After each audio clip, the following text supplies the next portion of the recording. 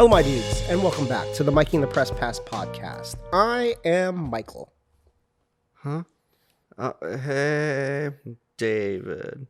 Hey, David. Hey, how's it going? How's your week? Pretty good. I booked my ticket to go visit Michigan. Whoa. So I'm going to go do that. Start mouth breathing? You practicing? I don't know, I guess. Uh-huh. You're trying to say people from Michigan are mouth breathers? I don't know. Seems like it. Breathing all over each other, giving each other COVID. Yeah, well, you know. I don't know, man. I don't fucking live there anymore. Why are you blaming me? Oh. Visit some lakes there? It's not really a time of the year for a lake. Although I've heard it's been really hot there the last week or so. But that's the thing with Michigan is it could be hot this week and then I could get there and it could be fucking practically winter again. That's just how it goes. What's the occasion? People finally stopped asking me if I was going to come visit Michigan. So I was like, oh, hey. It's like, it's about time. Well, gotta make my parents known. When I first moved here, I would tell people I was from Michigan. They're like, oh, do you go back and visit? It's like, no. Or like the people that I know that live there are like, hey, man, when you come and visit? I'm like, I live here now. Yeah. When are you coming I live here. When are you coming to visit California? I think it was just like I'd been kind of thinking about it for a while. And then what happened is my buddy Matt is coming out here in September. And it's getting all like, man, I'm excited to see Matt. I was like, man, fucking September's still a long way away, though. I was like, you know what? I should invite him to the podcast if he's willing to do a podcast. Yeah, I'm sure he will. Come on. I'm sure he'll be willing to do that. But yeah, so I was like, man, I'm not going to fucking wait, you know? Fuck it. Like, I'm just going to go. Just go do the things that I would do here, just in Michigan with the people that I like in Michigan. And so, yeah, I've been looking forward to that. Like, trying to get all my ducks in a row, so. But other than that, nothing. Is it a solo trip or Diana's going to go with you? No, I'm going by myself. Oh. Well, she doesn't really know anybody in Michigan. So it's kind of a bit much to like, not to mention she has to work still, you know. I took the week off of work. And so she has to work still, so it's like not like she's going to be able to be going to do things with me and shit. And I think that she wants to save what time she has off to go, like, you know, like when she went to Seattle or when she, you know, goes down to LA with her friends and stuff like that. So doesn't want to go to Michigan, I guess. Or maybe she does. I don't know. I didn't even ask her. I just kind of wanted. I'm leaving. I'm going to Michigan. Huh? I just kind of wanted to go by myself. So, I feel like she can.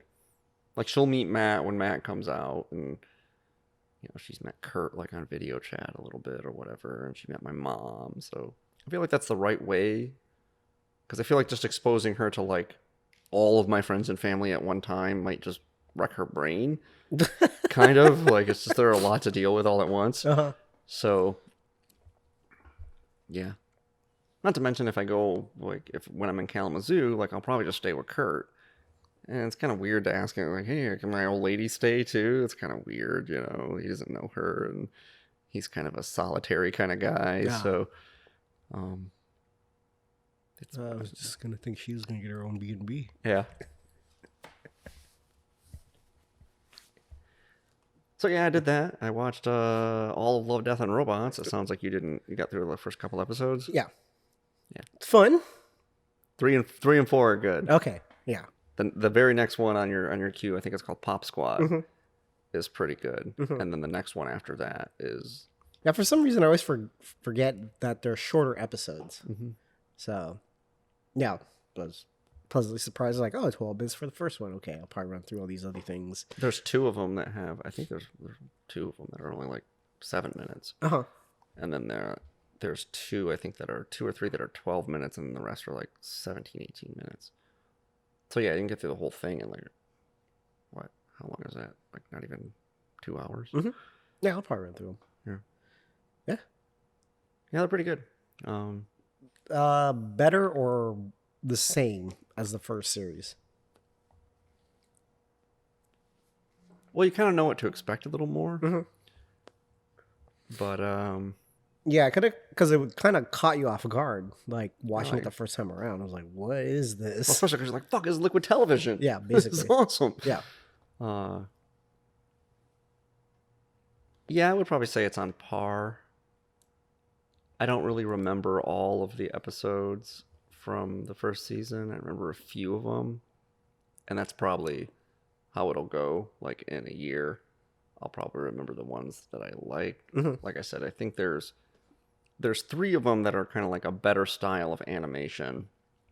That's pretty like like the digital animation or whatever that are kind of like sci-fi concepts. Yeah. And they're good. And then there's one that's almost like I said, it's almost animated like a Pixar film. Okay. And that one's one of the really short ones, but it's pretty fucking cool. Is it like the ones with the 3 robots or the 2 robots? I forgot which one it was. It's kind of like that, yeah. Okay, But this is even more cartoonish than that. Okay. Because I still enjoyed the art style for Ice. That was pretty cool.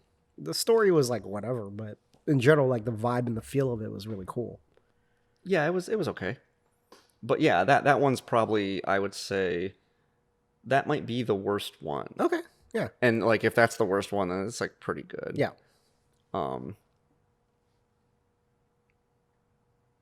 But yeah, I don't know. I enjoyed it. I got, like I said, I was going like, oh, I'll just watch like 2 a day, and then I got through the first couple, and then the next day I got through the next couple, and then I was like, let's watch the last 4 like right now. Okay. Because like actually the second and third ones they're good enough that you like they're only 17, 18 minutes, but you get wrapped up in them. You get wrapped up in them and you forget, like, and it ends and you're like, oh right, this is only like a 17 or 18 minute episode. Like I want to know more, and that to me that's a kind of good indicator of like how good of a execution something is, because they're not long enough to really be all that high concept or anything like that. They take pretty simple premises,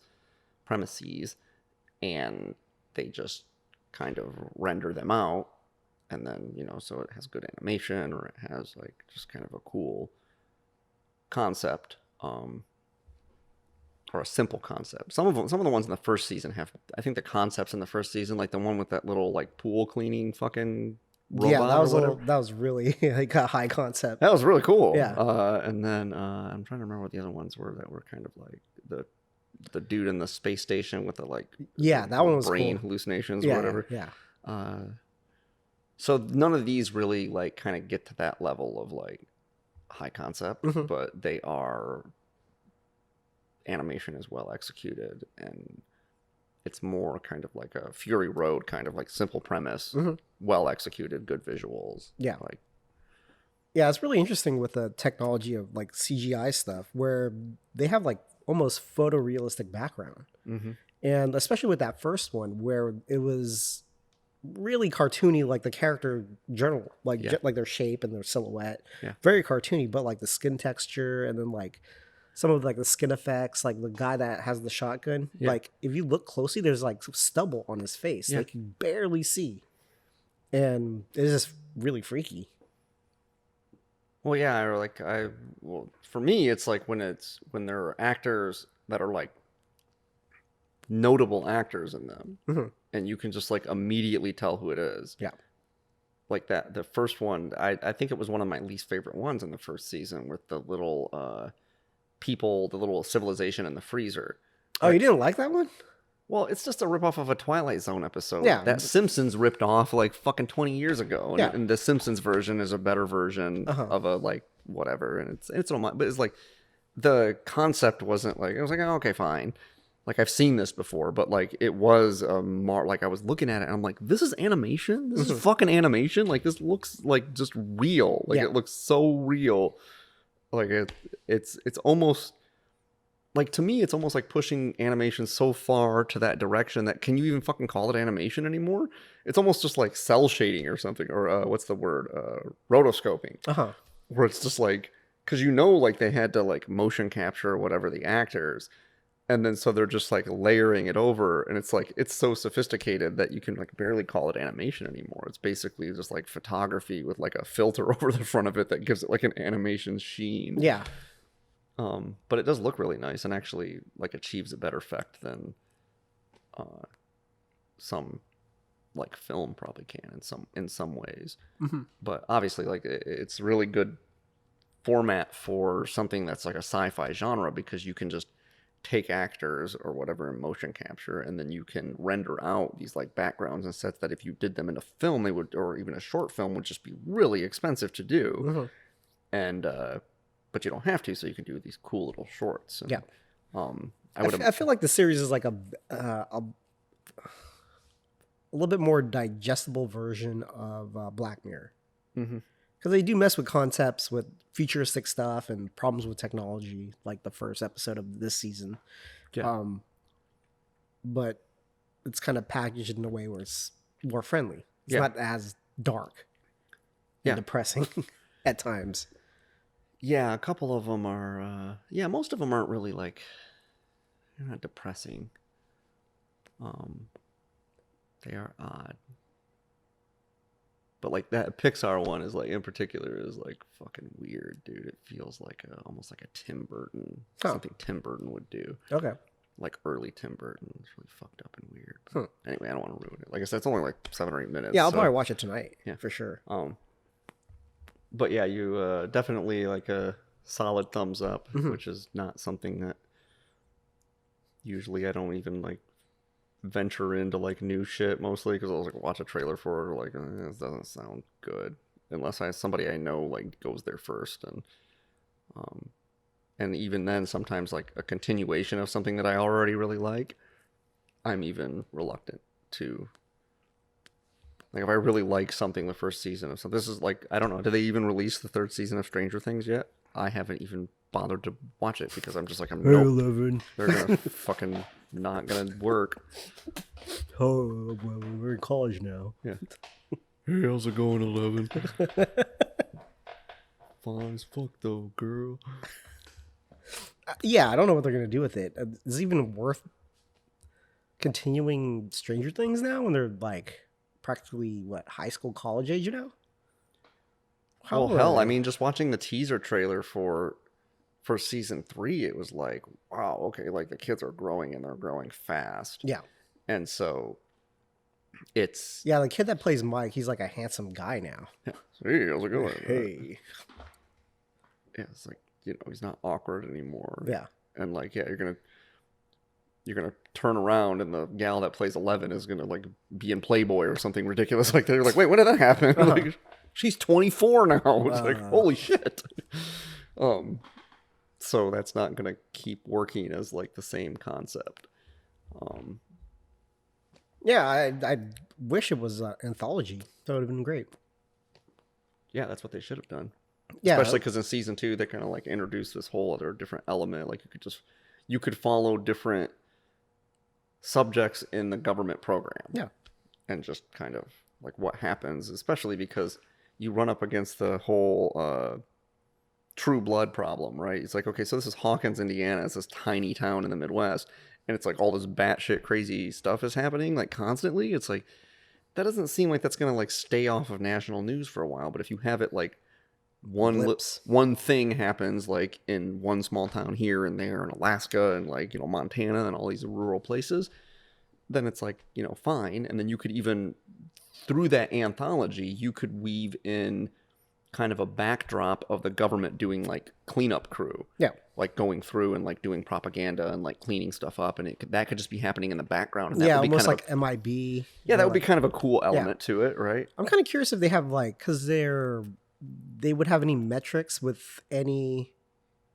like they saw that it wasn't that episode wasn't that popular, and like, nah, we're not gonna really do that because it wasn't received very well amongst the audience. How do you get that though? I mean, people just watch all the episodes, right? Like, I don't know. It depends. Maybe it depends on like watch time, or you know, how quickly do they turn it off or not return to it, stuff like that. Yeah. Or what's the likelihood that you jump to the next episode? Yeah. Immediately. Like, what keeps you kind of hopscotching to the next episode? They're doing metrics for you and me on Raised by Wolves. Like, we're fucking their data set up. It seems like it was really good for a while. Yeah, and I do like the show, but I just like haven't gone back to it. Yeah, I think it's not. It doesn't really draw you. I think it's just because it's complicated. Yeah, Like it's starting to get more complicated too. Oh, yeah. And so I'm like, okay, I need to. And so I'm like hardly ever in the. And it's to the point where you like kind of forget what happens. And it's like, is it really worth the investment of me going back to watch some of it? Well, they do a pretty good recap at the beginning of every episode. Yeah. Which I'm usually inclined to skip, but when I go back to it, eventually, I'm sure I will. It'll probably be if they announce they're doing a season 2 of it. I'm like, I should really go back and finish that up. Yeah. Because I think shows like the Westworld. Westworld. I thought you were going to say The Wire for a second. I was like, wow, I haven't talked about that show in a long time. No, but it kind of, by stripping the cast out, is kind of like it makes it more digestible for next season, because it was so complicated and convoluted at points. They're like, what the fuck? What's going on now? But they're like stripping a lot of the characters out. Yeah. So it's simplifying the plot lines. So I think it's going to do well. And that's the thing, too, is, for instance, if you have a show that's called McGonagall or something, right? Like it's a Simpsons reference. Okay. McBain. You can't not have McBain in it. Mm-hmm. But something like Westworld is just, okay, it's just about the world. Same thing with, like, I don't think they really did strip very many characters out of The Wire, but they definitely, I guess they do. Some characters just kind of like fade away depending on what season it is. But The Wire is a conceptual show, right? It's about like basically a city, and the city is the main city is the character. Yeah. Well, in The Wire, it really is. It just kind of teases apart like every different component that makes like this, drug, I just fucking hate that shit when they talk about New York. New York is like its own character in the story. It's like, who fucking cares? Yeah, no, I'm not. It's like New Yorkers fucking jerking each other off. Yeah, I don't think I buy that. It's like, oh, it's a character. It's like, no, but I know that fucking place. A better way to say it is that the city is the protagonist, because that's really the topic matter that it's about. Mm-hmm. Because when you don't have a common thread for something, then it is kind of jarring. Just look at the Dune series, where they just entire characters are just gone. Yeah, but like something like Sin City. Right. Sin City, right? It's just like, this is what's happening in this city. Mm-hmm. Or Stranger Things, because it's like, that would actually lend itself to just like, oh, it's about this program with all these like weird people and all these, odd things that, that reminds me actually, because I kind of hopscotched in my brain to,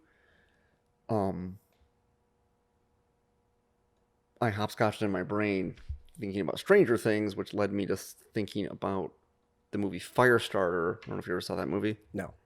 It's very like, it's one of the movies that like obviously Stranger Things borrows from.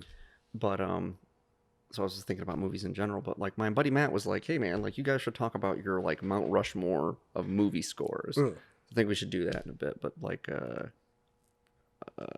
anyway, so like that's what I did. Like, what have you been up to? Not watching all of Love, Death, and Robots. So you did something else. I didn't play no more Red Dead Redemption. I really thought I was going to. Oh, partner, you disappointed me. Yeah. Look at that. All the bandits ran away. No, I saved. Okay. We're still there. Shooting them. Murder hobo. Oh, my cows are gone. I really wish there was like a shoot from the hip option in that game. You know how like you pull a gun out and you like aim. I really wish you could just be like, like fucking shoot from the hip. That'd be kind of cool. Yeah, it would be very cool. Yeah, you get good at it. Yeah. Just like for the past week, it's been pretty breezy in the Bay Area, and that kicks up a lot of pollen, and it just fucked me up. You meant literally breezy. I thought you were like, it's been pretty breezy. People just been really chill. Like, hey, what's up, bro? You're hella breezy, bro. I'm breezy. And it's just wreaking havoc on me. Like, it's been pretty bad for me. Like, it's like one thing getting over like being fatigued from getting the COVID shot, and then the next week it's just like a daily thing of me trying to like manage pain, like in my face. It feels like I got punched in the face. And today's like the first day in a week that I feel okay. Yeah. And then there'll be wildfires that start tomorrow, and that'll fuck your sinuses up. Yeah, that's gonna be great. Yeah. Thanks, Obama. I mean, wait, that doesn't make any sense. You can actually blame Smokey Bear for that shit. What? Smokey Bear. Mm-hmm. You know, the California wildfire guy. Mm-hmm. So, yeah, just start wildfires. Yeah, just leave your fires unattended. That's cool. No, it helps burn stuff. Actually, yes. So that campaign was so successful.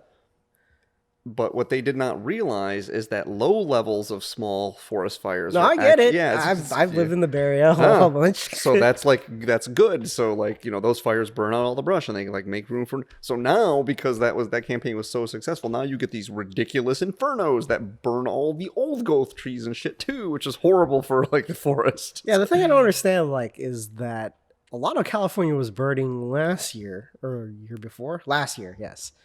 It's like, it's a fucking huge thing. The percentage of California is on fire. It's like, it should be less of a chance of a fire right now, right? If you think about it, because all that stuff takes a while to grow back. Takes a couple of years. Oh, I mean, it seems like there's a lot of forest in California. So. And we're going through a drought, so that's fun. When are we not going through a drought? I feel like we've just constantly been in a drought since I moved here. I don't remember anyone ever being like, hey, you know what? Actually, we're good on water all year this year. Like, it's never happened. Yeah, you kind of have to blame, like, Southern California. Because when they talk about California as a whole, they include the shitheads down there. They live in a fucking desert. We have to ship water down there. And then they fucking sell the water to Vegas, too. I saw Chinatown. Yeah. Oh, yeah. It is in Chinatown. I forgot. Yeah, that's what that whole movie is basically about. Yeah. It's about water and how much of a hot commodity it is to develop, especially because, you know, when people, like, grow shit down there. How do you do that? How do you fucking grow anything in that area? It's ridiculous. Well, you're talking about like kind of the middle of California. That's where the growing region is. Down there, that's all desert. Yeah, but you're talking about like Southern California, like even south of LA and shit, right? Like down by San Diego and stuff. Yeah. But like in LA, they like in the counties surrounding there, between there and the Bay Area, they grow shit. Yeah. And it's like. They got water. Sometimes. Yeah. That's fun. So I had to buy myself a little like HEPA filter, breathing easy at night. Like, ooh yeah, not stuffy. So that's awesome. And it protects your medical information. HIPAA? Oh yeah, sorry. I'm like, what? It's a HIPAA, it does? HIPAA filter. Protects me from the government. Oh, I forgot to mention at the top of the show. We're sponsored by Monster Energy. We're smoking the new low carb, low sugar 2020 Mil Diaz Edition Limitada or whatever.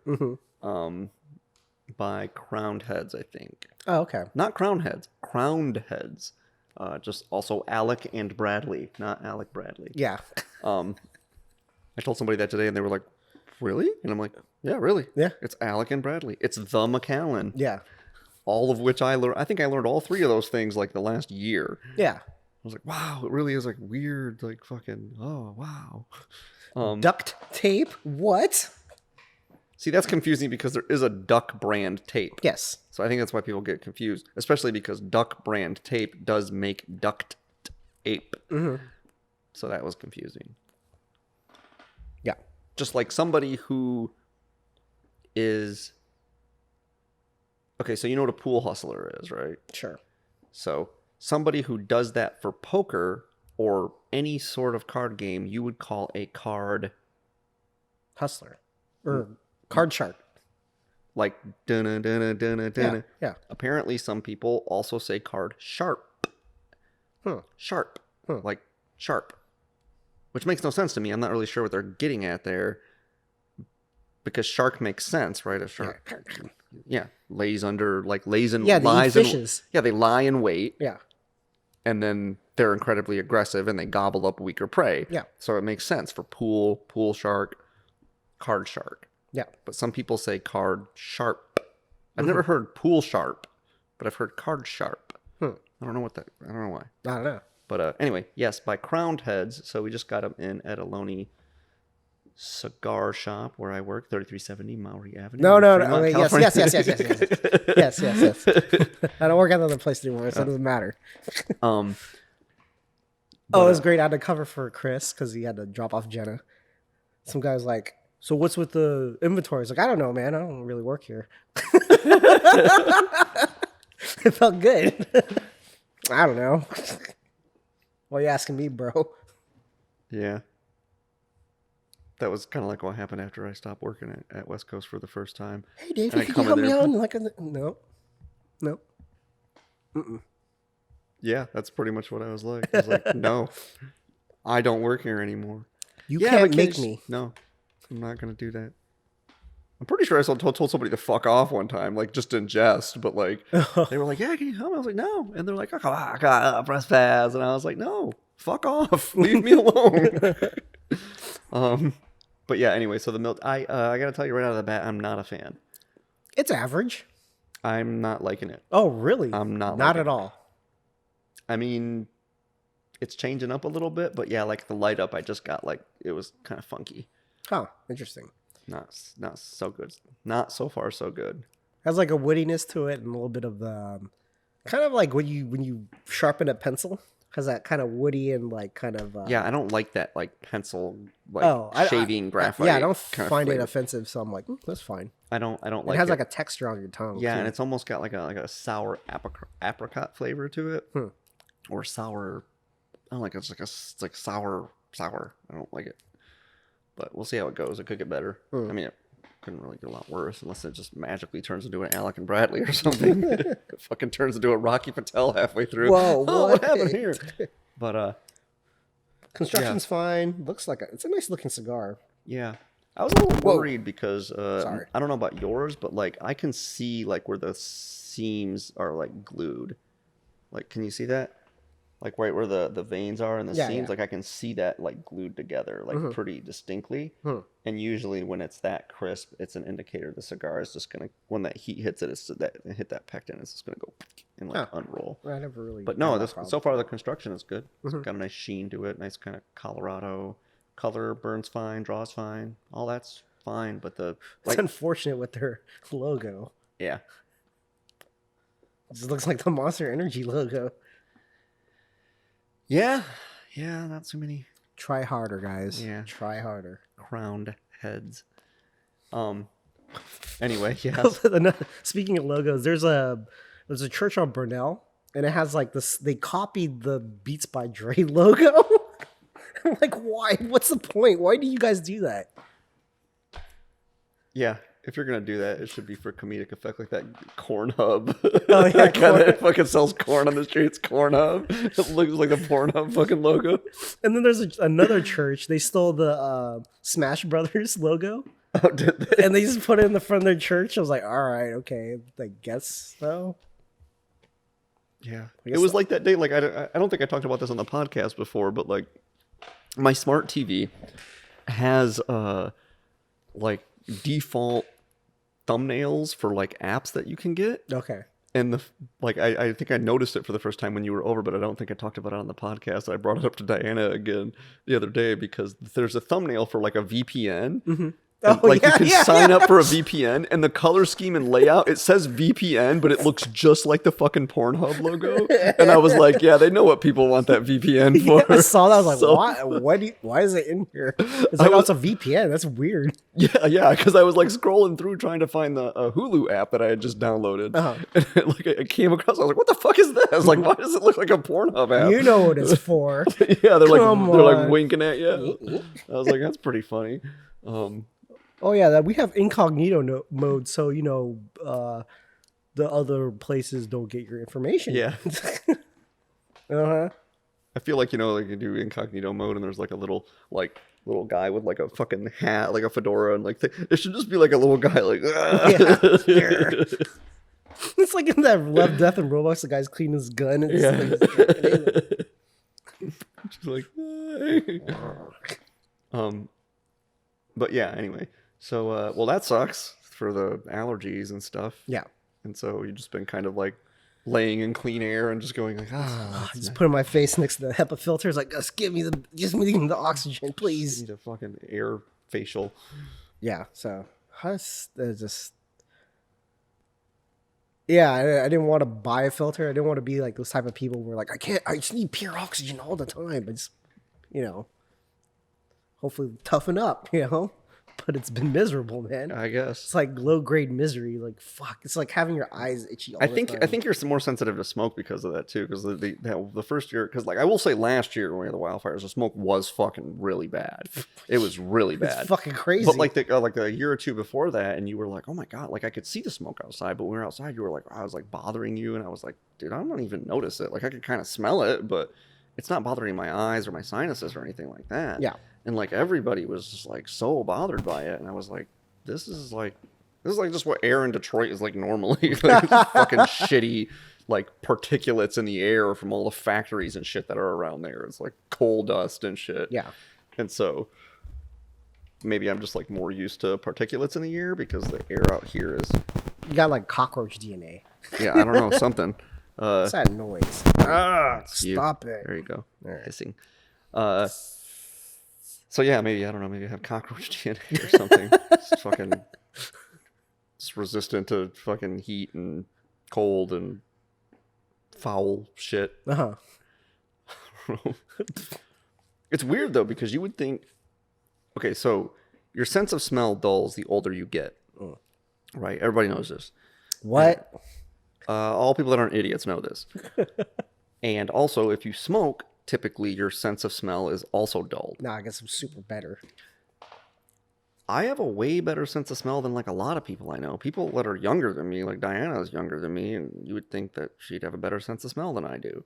And generally speaking, women have a better sense of smell than men do. So it's like she's a woman, she's younger than me, and she doesn't smoke. Yeah, I have a better sense of smell than her. I'll be like, you don't smell that? She's like, no. Same thing with my hearing. My hearing is better than hers too. Like I can hear higher frequency noises when your hearing is supposed to degrade the older you get. Yeah. So you can't hear high frequency noises, but there's like things that like, I'll be like, you don't hear that like high pitched ringing? She's like, I don't hear anything. Like, I'm like, what is, am I just like some sort of fucking weirdo here? Or is she just like really bad hearing and bad sense of smell? It might be that. I don't know. But other people that I don't fancy as having a terrible sense of smell or anything like that, like they're like, oh yeah, like it's like I just like smell things. I'll be like, what is that? What smells like pineapple or something? And people are like, I have no idea. Mm-hmm. Or like, you know, every now and again you'll be somewhere and a random like scent will just kind of like waft through wherever you are.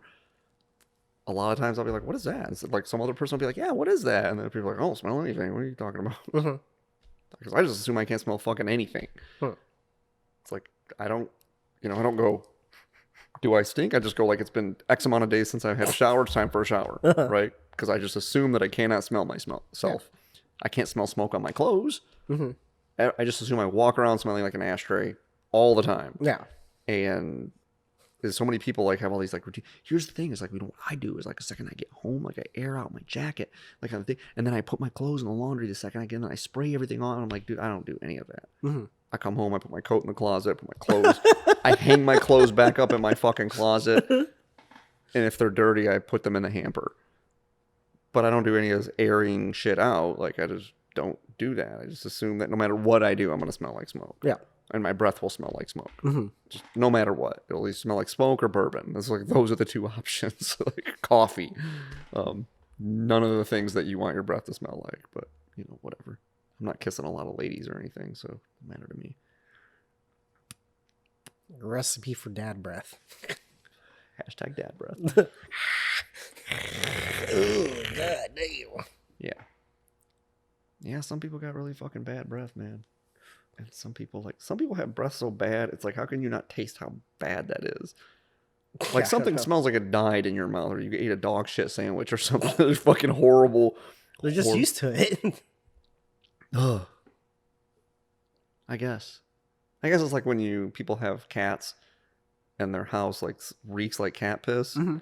Like I don't know because I have a cat, but I don't think my house reeks like cat piss. You probably can tell I have a cat.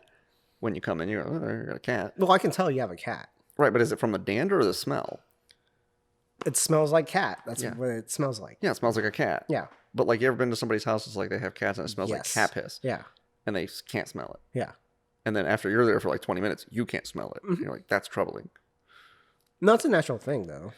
Yeah, it's absolutely a natural thing, but it's just troubling that something that foul you would become a nerd to it. Mm-hmm. It's like, it's like your senses are just like, hey, I'm trying to warn you of something and you're just not having it, so I'm fucking done. I'm punching the time clock, man. I'm fucking done. Yeah.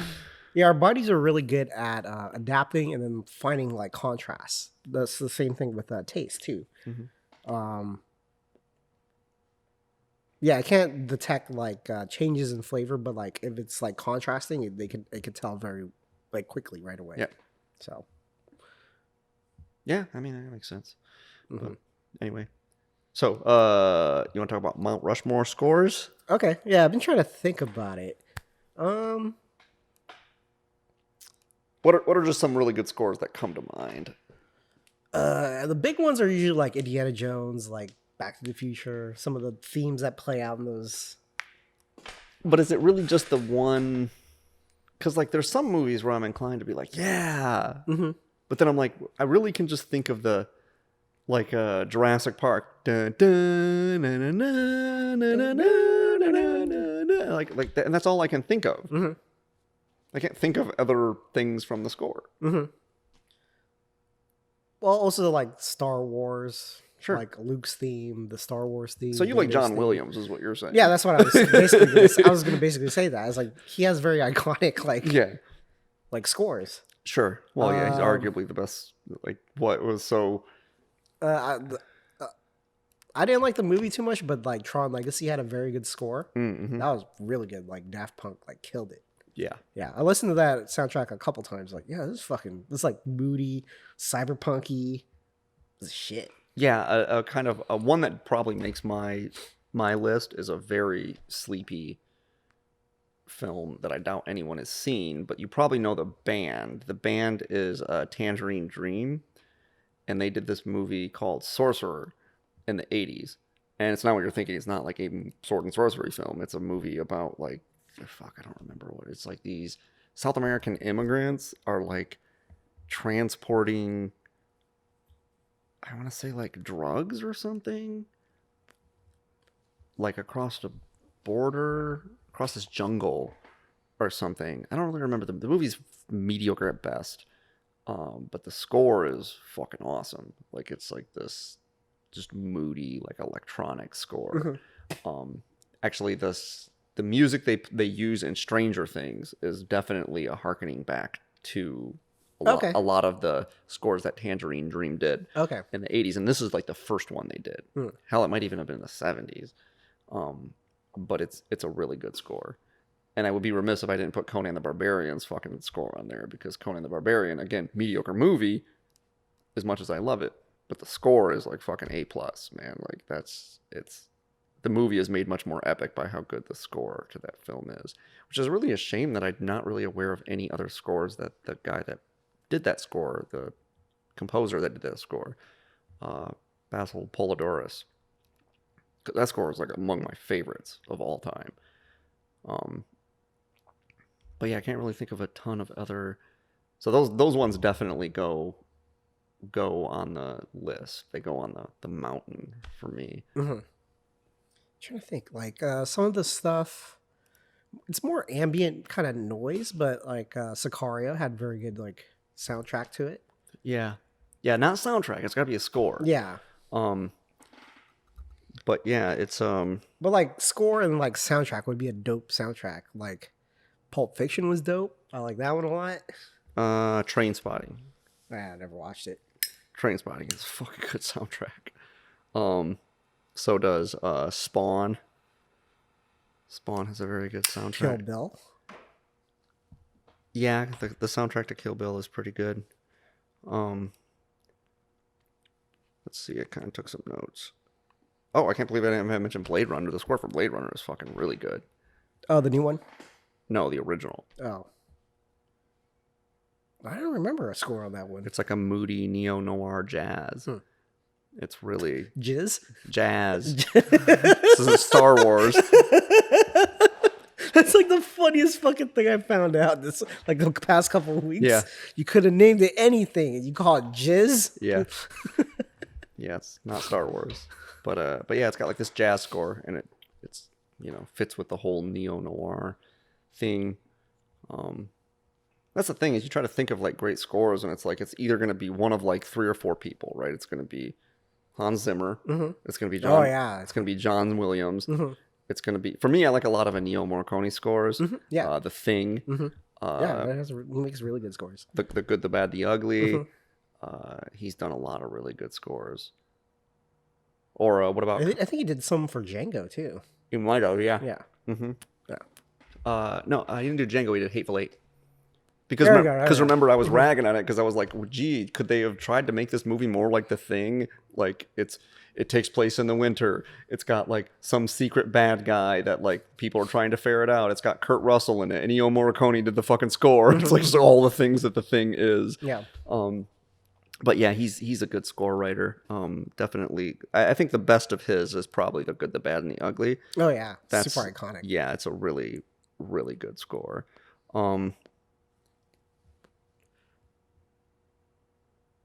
And or one that I don't even know who wrote it, but the score for Terminator 2. No. Like you remember that, but like that whole score is fucking awesome. Yeah, it was good. It's a really good, like well done movie. Like every component of Terminator 2 is good. I have no idea who wrote that score. If anyone knows, let us know. Matt. But yeah, that's a really, really good score. Or fucking what's his name? Condi. Did the score for Rocky. The Rocky score is like super iconic, right? Is the Highlander one considered a score because it's done by Queen? I guess, yeah. Because it's an original. Forever. Yeah. Or yeah, like I'm always saying Maximum Overdrive. It's basically just an AC/DC album. Oh, AC/DC did the whole like score. Yeah. They're not composers, right? These are rock bands that like did the score. But the guy from like Nine Inch Nails, he does a lot of score for like Social Network. Yeah, that's a really that was good a like one. yeah, that's like that score stands up like as just like a Nine Inch Nails album. It's like that good. And he did Girl with the Dragon Tattoo, I think. I think he did that too. Yeah, you're right. Yeah. Both of which are David Fincher movies. So apparently him and Fincher get along. Oh, that's another Morricone score that doesn't get that I didn't mention is the Untouchables. I assumed you had seen that movie, but No, I've seen it. Yeah, I just don't remember the score. that's really good. Huh. Trying to think of other ones. What was that movie? God, I don't watch a lot of like weird foreign films. There was some French movie like from like a long time ago. I want to say like the 70s, and the whole score is just like it's actually Miles Davis' last album Oh, okay. that he ever did. I'm pretty sure, and he just wrote like this entire score for this like French movie. I can't remember what it's called, but My Baguette. yeah, les baguettes. And croissant. Yeah, mezzi, croissant. That goes on there. I like Cinema Paradiso a lot. That's a good score. But now we're getting up to like 10 or 15 of them, and Dash me at 9 Faces on Mount Rushmore, man. yeah, Godfather's got a pretty good score. Yeah. For me, if I could say, well, how many? There's 5 faces on Mount Rushmore, right? It's Conan. Absolutely, it's Conan. It's probably Sorcerer. I like Sorcerer's stuff. Okay. Like, let's see if I can find like a sample of it. Probably Rocky, just because The Good, the Bad, and the Ugly. And then I'm tempted to put The Social Network on there, but that T2 soundtrack just stays with you. Dun dun dun dun dun dun dun dun dun dun. Yeah.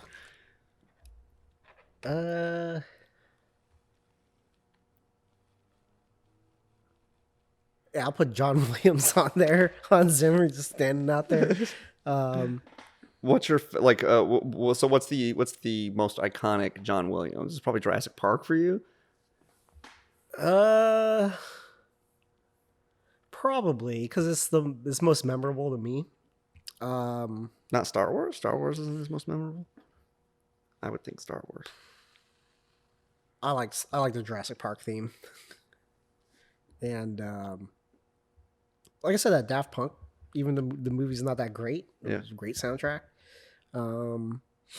Yeah, I gotta put that fucking Highlander one too. Now that I think about it, it's pretty good.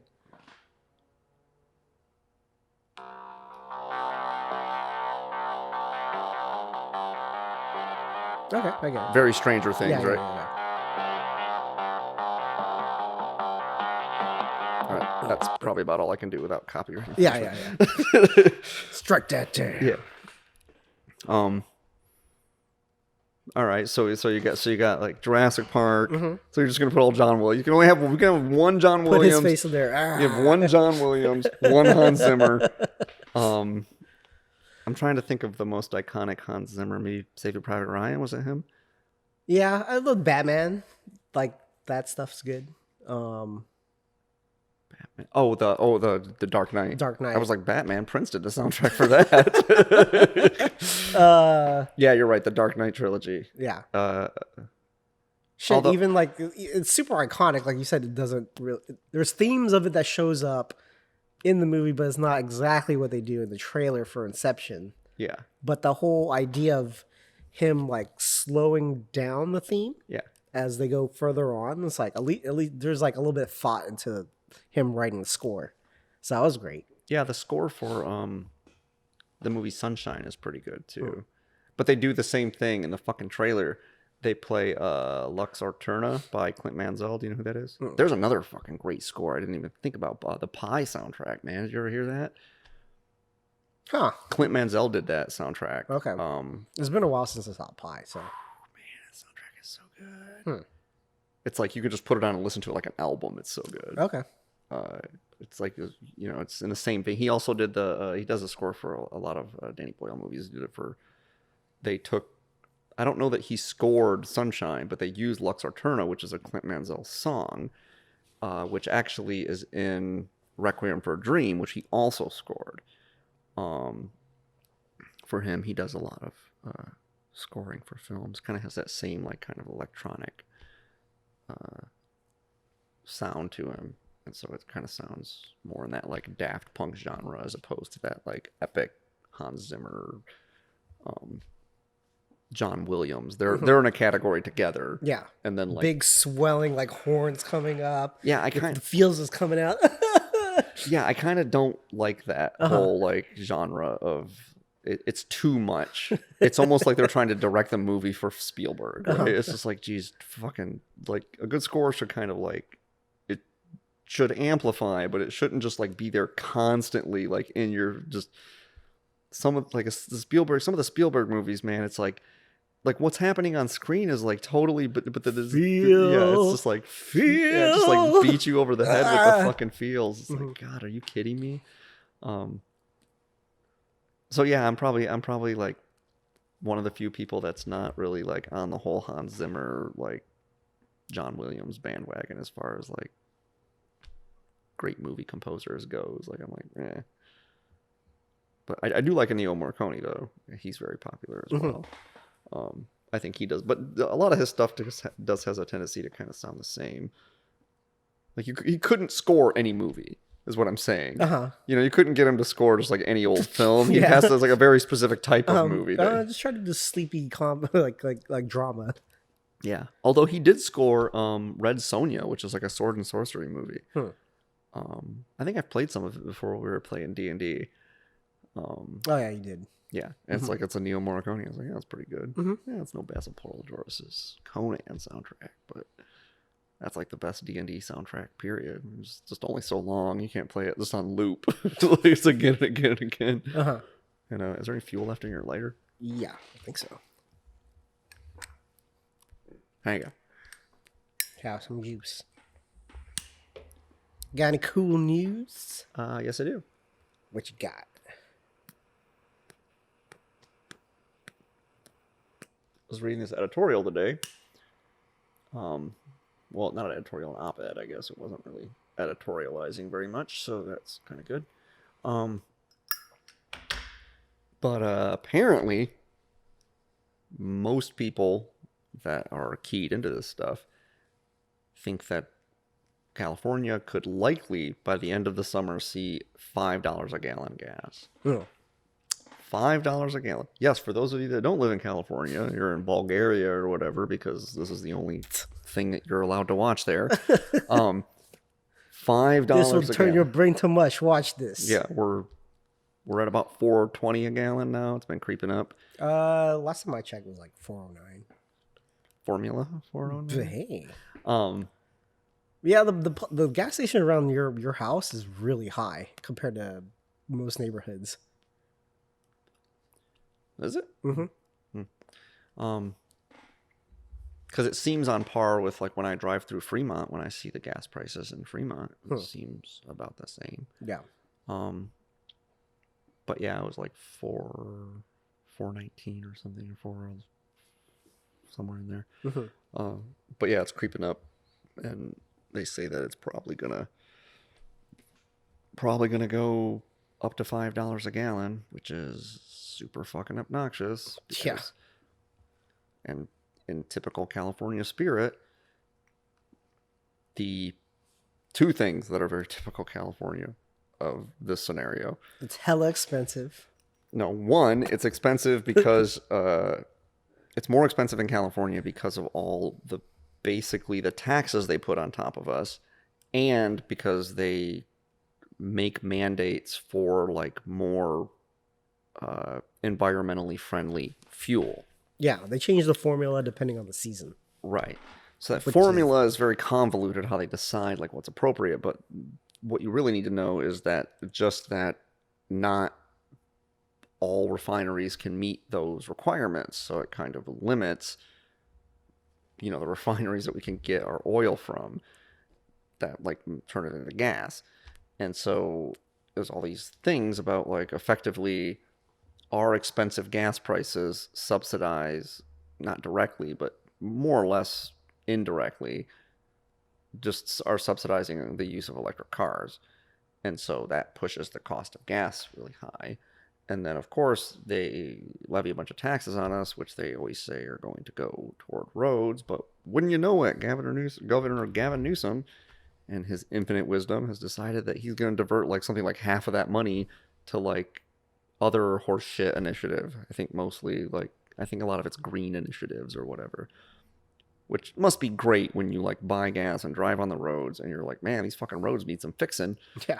And so they just jack the price up like. Yeah, no matter what you're driving, an EV or a fucking gasoline car, the roads are still fucked up. Everybody needs the roads. And so from what I understand, like I've only lived in California for 5 years, but this has happened at least once before. And then over the course of like 3 years, 2 or 3 years, the gas prices jumped like fucking 20 cents a gallon because of the gas taxes jumped like 20 cents a gallon over the course of like a year, just under 2 years actually. And so that's really annoying. And then especially when it's like aging infrastructure, i.e. the roads, and we're supposed to fix it. And the governor's like, hey, we're not going to use it for that. We're going to use it for this other shit. And then the article was saying that basically that decision will ensure that only about 40% of the road work that needs to be done will get done over the next like 3 or 4 years. And so that's super cool. So you can look forward to shittier roads and more expensive gas. Yeah. So super fun. And it was just it was weird because I just drove by a gas station and I was like, fuck, man. I was like, gas went up again. I was like, I just filled up the other day and it's like crept up again. I keep like hoping that it's going to go back down. And yeah, because I thought it was like, in my mind, it didn't make any sense. Like the whole like gas pipeline ransomware thing, that was like in the East Coast. I'm like, why is it affecting us? And I was like, yeah, because I talked about that. Yeah. I was like, they say it's not going to, they shouldn't affect us. But like, and that's another problem too, is it's like so you have very few plants that like produce this special type of gas that we need. Magic gas from here on out. Magic gas. And so if there's only like 2 or 3 refineries that really like do it and like provide California. So if like one of those like has like a power outage for like just a few hours or something, it can spike prices because there's nowhere else to get the fucking fuel from. All the Tesla drivers like, ha, silly mortals. Yeah. All these poors driving around in their gas guzzling cars. Exactly. pay 20 more cents a gallon so that I can drive in the carpool lane and get subsidies on my car. Yeah.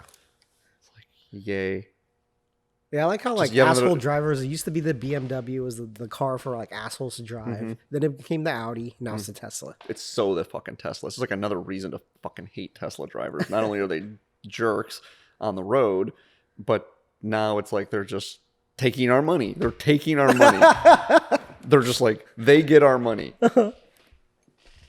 Just like these tax rebates I'm getting from you fuckheads. You know what? And the thing that's fucking really obnoxious about it is here's what fucking kills me. Is California is supposed to be this state that like gives a shit about like the disenfranchised poor and shit, right? And you're like, oh, we care about the disenfranchised poor, and like we gotta like, you know, just not make it a crime for you to steal fucking money directly out of someone's wallet while they're looking at you or some shit. But it's like, if you're the kind of person that is likely to drive a Tesla and you can fucking afford a Tesla, you are the kind of person that does not need a fucking government rebate. Like, you don't.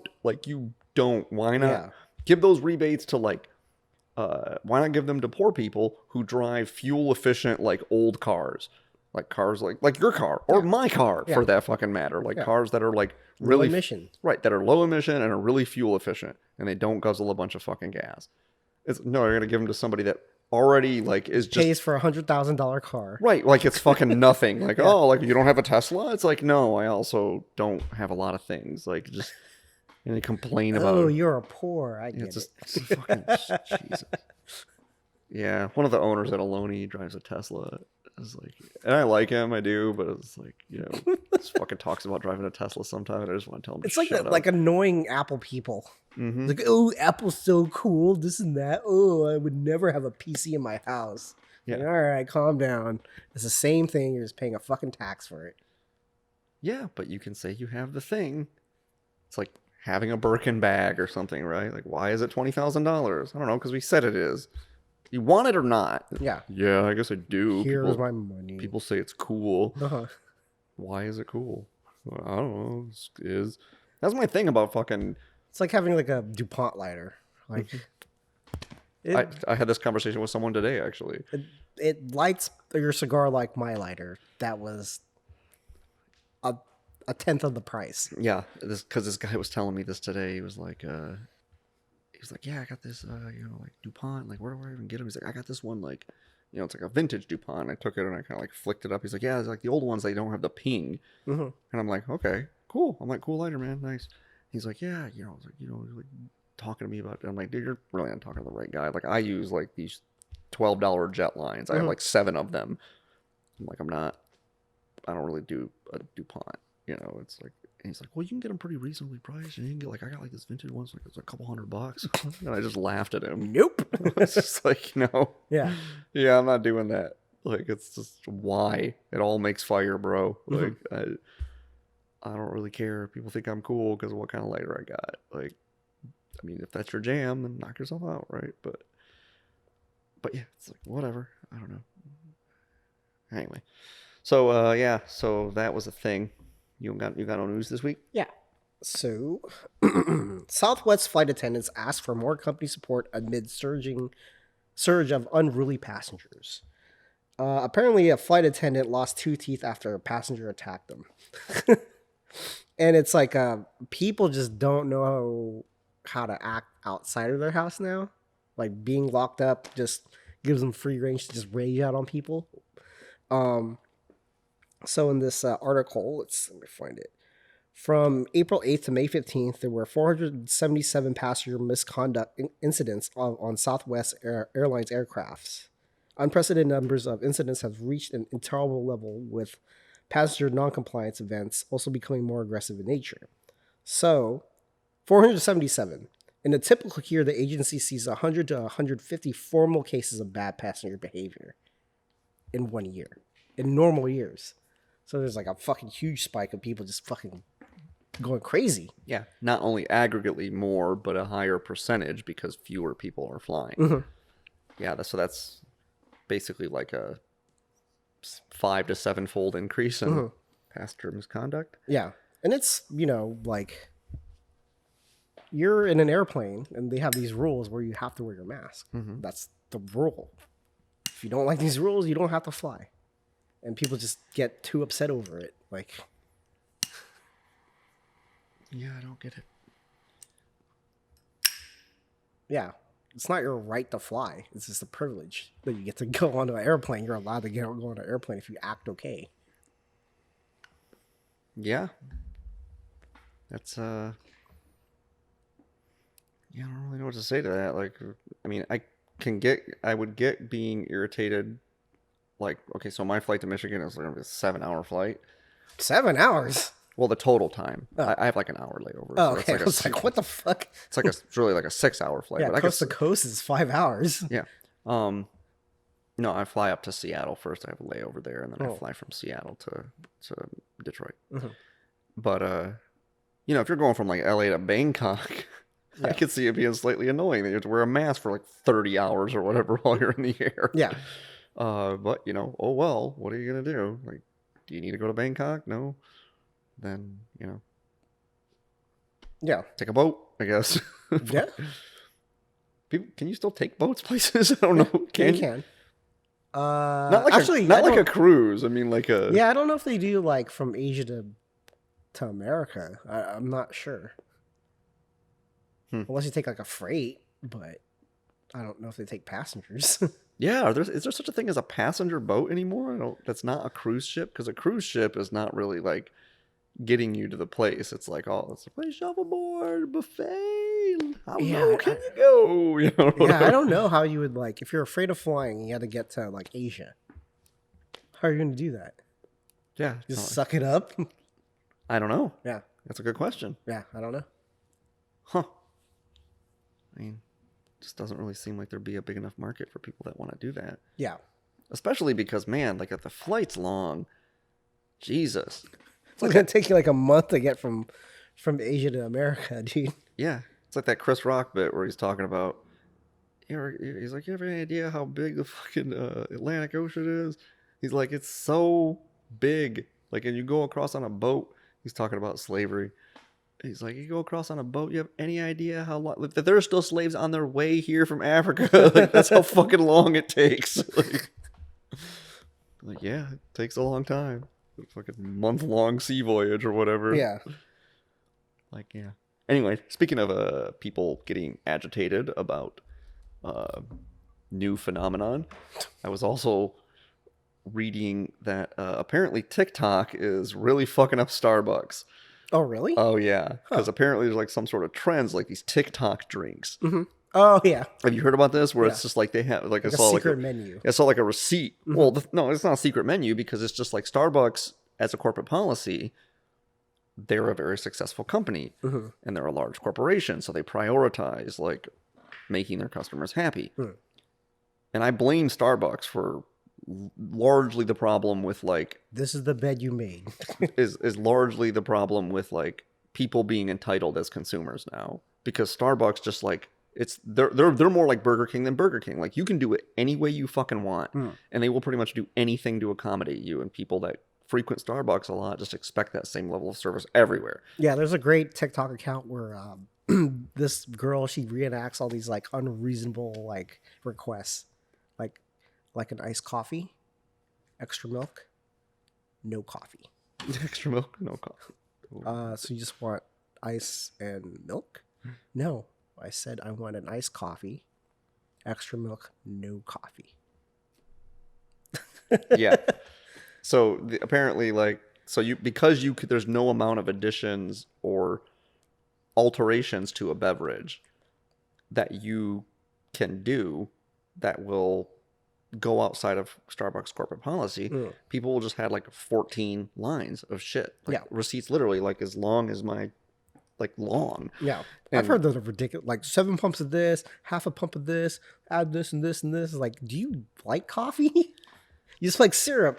But apparently this is like a thing, and like there was this article talking about how people, like Starbucks employees, are starting to get fucking miffed, and they think that the Starbucks should change their policy. To be fair, some of them are like, well, we should have just an employee that's like just devoted to TikTok drinks, and if you order one, it's a $5 minimum tip, and they have to come into the store to like see you fucking make it and how much work it is, just so they have an idea.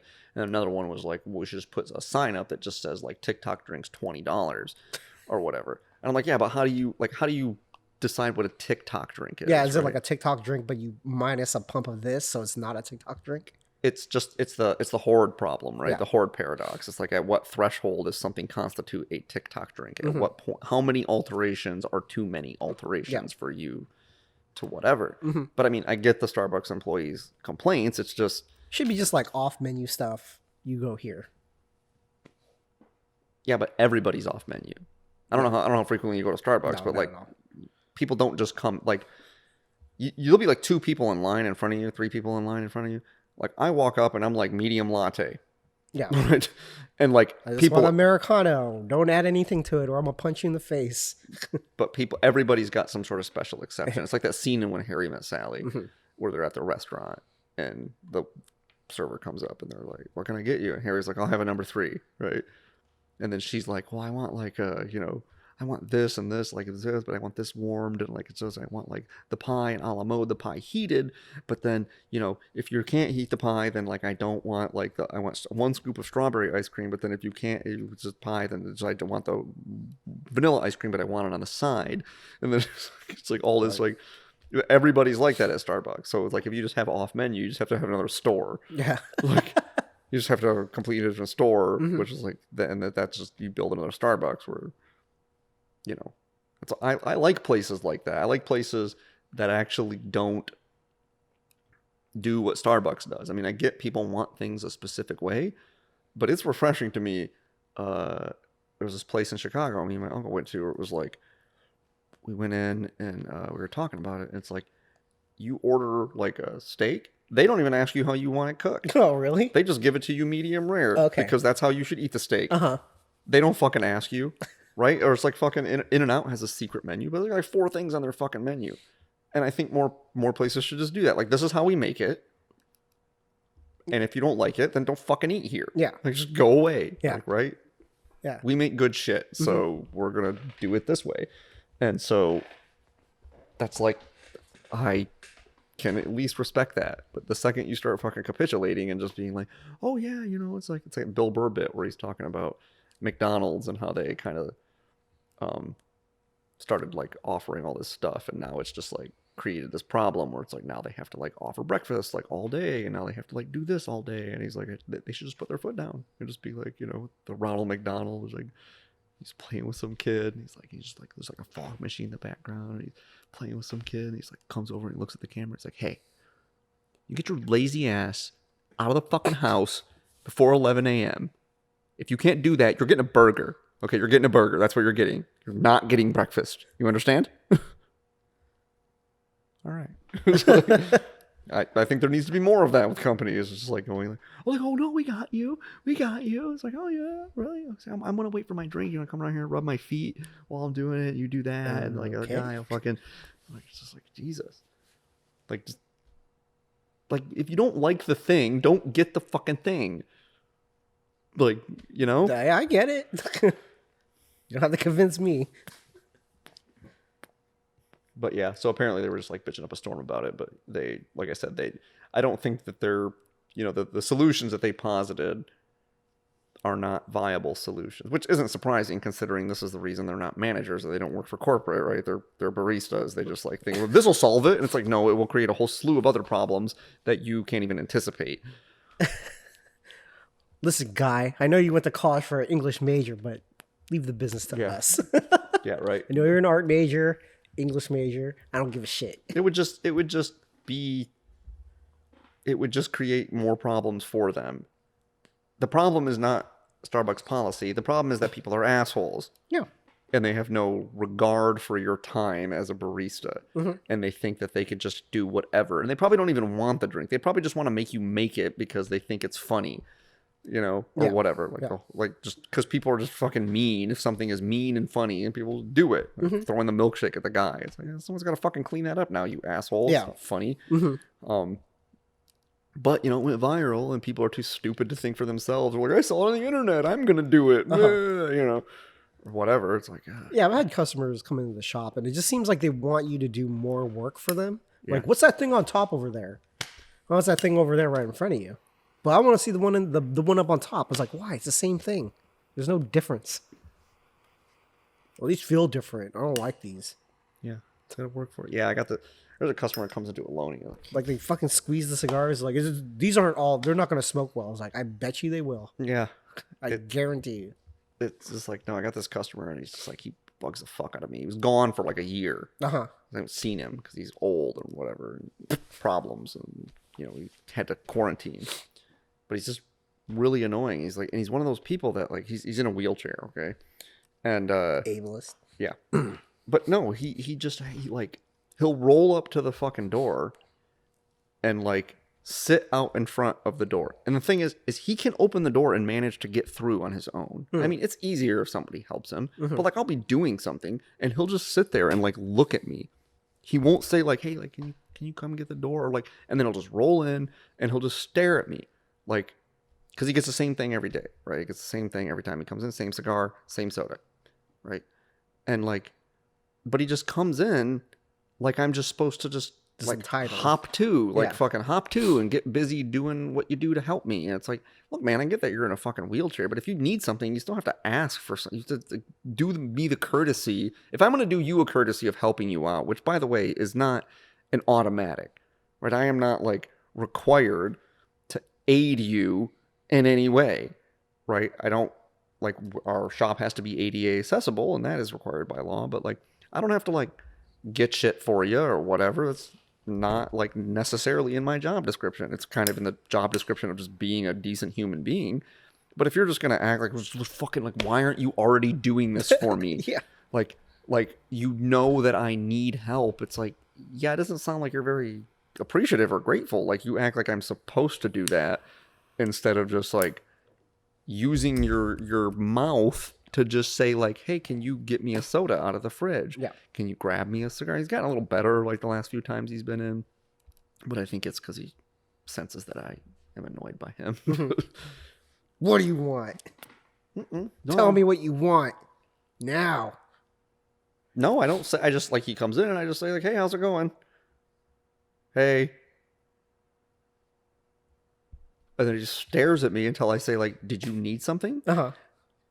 Yeah, can you get me this? Can you get me this? Like, I just force him to say the words. Mm-hmm. Otherwise, he just seems like he'll just sit there indefinitely and stare at me and wait for me to like come help him. Is there like a mental thing that's happening with this guy, or He's just a sad person. okay? He's like one of those people that'll try to chew your ear off. He's like, what's her name? Yeah. He'll just constantly poke and poke, and it's weird too because he's fucking old. He's got to be like pushing 70, and like he is the oldest person that I've ever witnessed who constantly talks about like being in college. He still talks about being in college. Like literally every single time I hear him talking, like while he's at the shop. Back when my legs used to work, I was a great football player. He just talks about like going to college all the time. He talks about money. Uh-huh. He talks about going to college, and then he gossips about other people. That's all he fucking talks about. Mm-hmm. So you can see why I probably don't like him very much. Yeah. It's like those are the things that he talks about. And like, and I'm also aware that he like gossiped a bunch about me. Like when I first started, I heard that he got fired over at the other cigar shop, and like he was fired. And it's like, yeah, okay, like that's not true, but fine, whatever. Like, and then, little shitlords. Yeah, it's just kind of annoying. And it's like, why? I don't want to talk to you. Yeah. Like, why is he so mean to me? I will help you if you ask me for help. Yeah. Mm-hmm. Like, but you have to ask. You can't just expect me to fucking know what it is you want. I mean, even if you come in like every single day and you get the same fucking thing every single day, the likelihood that I'm still gonna like ask you things, because you never know when. So like the time you think you have someone pegged is the time that they will like change their mind and like decide to do something else. Mm-hmm. That's always true. Yeah. And so people get this all the time. I'll be like, do you need matches or a cut? And they'll be like, no, I got a cutter and a lighter. I'm like, yeah, I know that, but the one time I don't ask you will be the one day that you forgot to bring them with you. Yeah, exactly. How come you didn't ask? Fucking shit customer service here. Yeah, that one guy is like making it a point to like be passive aggressive to me now. Oh, the late night dude. Mm-hmm. Okay. Yeah, like every time he has an opportunity to say something passive aggressive in my presence, he does. He never says anything passive aggressive to me. Like, well, he did once, but yeah, he just he's just. You ever just feel like somebody's just itching to fucking like he just made his mind up that he doesn't like me, and now he's just itching to find like a problem with me. That's what it seems like. It's just like itching to be fucking irritated with me. Like I didn't tell him the total on his order one day. He got a cigar. He saw the price tag on the fucking cigar. Yeah. How much is this thing? He brought it up and is using a credit card where you will confirm the total on the credit card. So I ring him up because I just try not to talk to him because he's not nice to me. And if I don't say anything to him, I can't say anything rude to him. Yeah. Right? Yeah. If I don't say anything, I can't say anything rude. And so I just try not to talk to him. And as it turns out, for most of the time, like you can get by without really talking to people. Like you don't have to. If you want to be friendly, you do. But I don't want to be friendly. I'd rather just not say something rude. And yeah, so it's like I just ring him up or whatever here. And he's like, "What's the total, brother?" I'm like, 15.27. It's like, really? Like you get a little hissy fit. Yeah. It's like, yeah, you're going to confirm it right there. I know that you know this because you use a credit card every time you buy something. It's the same thing with like Christine. The whole thing is like, I need a receipt. It's like, it tells you it asks you if you want a receipt. You don't have to tell me you need a receipt. Just push the button. Push the button. You pressed no. That's why you're getting that prompt. And you're asking me for a receipt. Does that make any sense? No. I'll need that receipt. It's like, you pressed no. I see. She never pressed no. She would always just say, "I'm going to need a receipt." And then I would just say, "Okay." There's been a couple of times like, you press no. Okay. I don't even say anything to her. I usually just say, "Okay." And it's just like, "Oh, yeah, okay." And like just once I said okay, it was almost like she just forgot. Or a couple of times she pushed yes and it spit it out and then she just left it there. It's like, yeah. Why did you want it if you weren't going to take it? Yeah, I just need attention. Yeah. Basically, that's it. To tear it off and hand it to her. That's what you got. Hand it to her. Yeah. Oh, thank you. Yeah. Yeah. Well, where's my receipt? And just right there. Right there for you to grab. There you go. It's for you to grab. Do you need me to grab it for you? Too bad. I'm not going to do that. Yeah. I don't know. Like, I gave her the business that one day and she was like, "Oh, okay." And I'm sure she probably complained about it after the fact, but. Oh. Because she just does stuff like that. But yeah. I don't know. I'm not really into this still. It's smokable. That's about what I can say for it. But yeah, there's no real notes that are coming out of it other than the first things I said. Like it's woody, pencily. Yeah, it's kind of funky. Medium finish. I don't really dig it. Yeah. Yeah. Yeah. Did you have another news story or no? Yeah. Let's see. LA Times report claims the inspirational Flaming Hot Cheetos origin story isn't true. Now many are upset, confused, and outraged.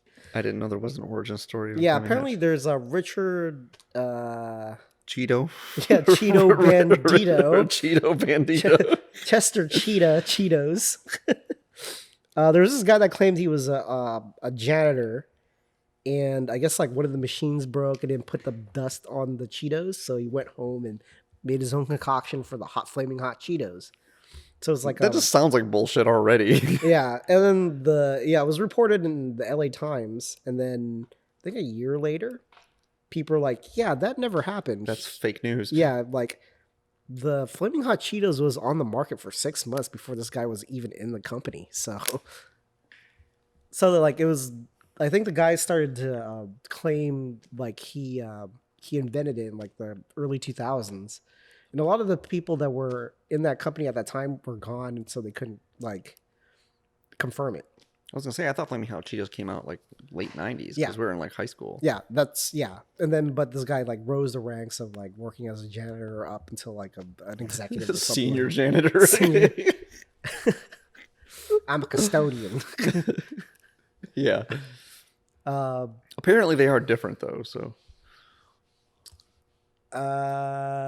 Was it custodians do maintenance and they do janitors? general maintenance. Uh-huh. Yeah, a janitor cleans. Yeah. And a custodian does general maintenance. Yeah. Makes sense. So yes, it does. Yeah. They take custody of the property. Although I think that they probably just call them all custodians, even if they don't do maintenance. Yeah, probably. Because janitor's apparently derisive. Yeah, and apparently a lady made it, and she's like, "Yeah, this guy was never in the company at that time. We were testing out other markets, and this guy's a liar." Just another case of a middle-aged white man trying to take credit for something a woman did. I don't know if he's a middle-aged white man or not, but Hispanic dude. Oh, yeah. Okay. Oh, that explains why he lies. Hispanic guys lie all the time. They came to this country legally. Yeah, well, that's unfortunate. Why are people mad though that the story's not true? Was okay. Yeah, because it was the claim, like the whole idea of like bring yourself by the bootstraps and just be assertive in your company. You Oh, because it was like an everyman kind Yeah, of like yeah. like what, liquid paper or whatever, like one of those stories. Yeah.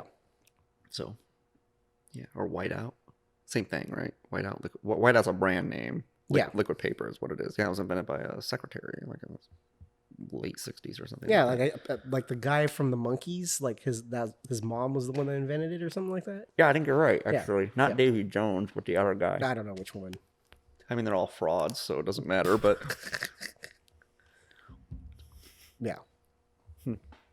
Yeah. Apparently Jack Black's mom was like a scientist in NASA that helped like the Apollo 13 mission like get back to Earth. She must be so proud of her son. Yeah, I help these astronauts and have my famous son. She must be so proud of him. That's I was talking about that today. Actually, that's actually not that surprising. We were talking about Diana and I were talking about how the whole concept of parenting, not because we want to be parents, but because it's just fascinating to both of us, right? Mostly it's fascinating to me because her parents are awful. They're just fucking awful people. I don't know how else to put it. They're just not good people.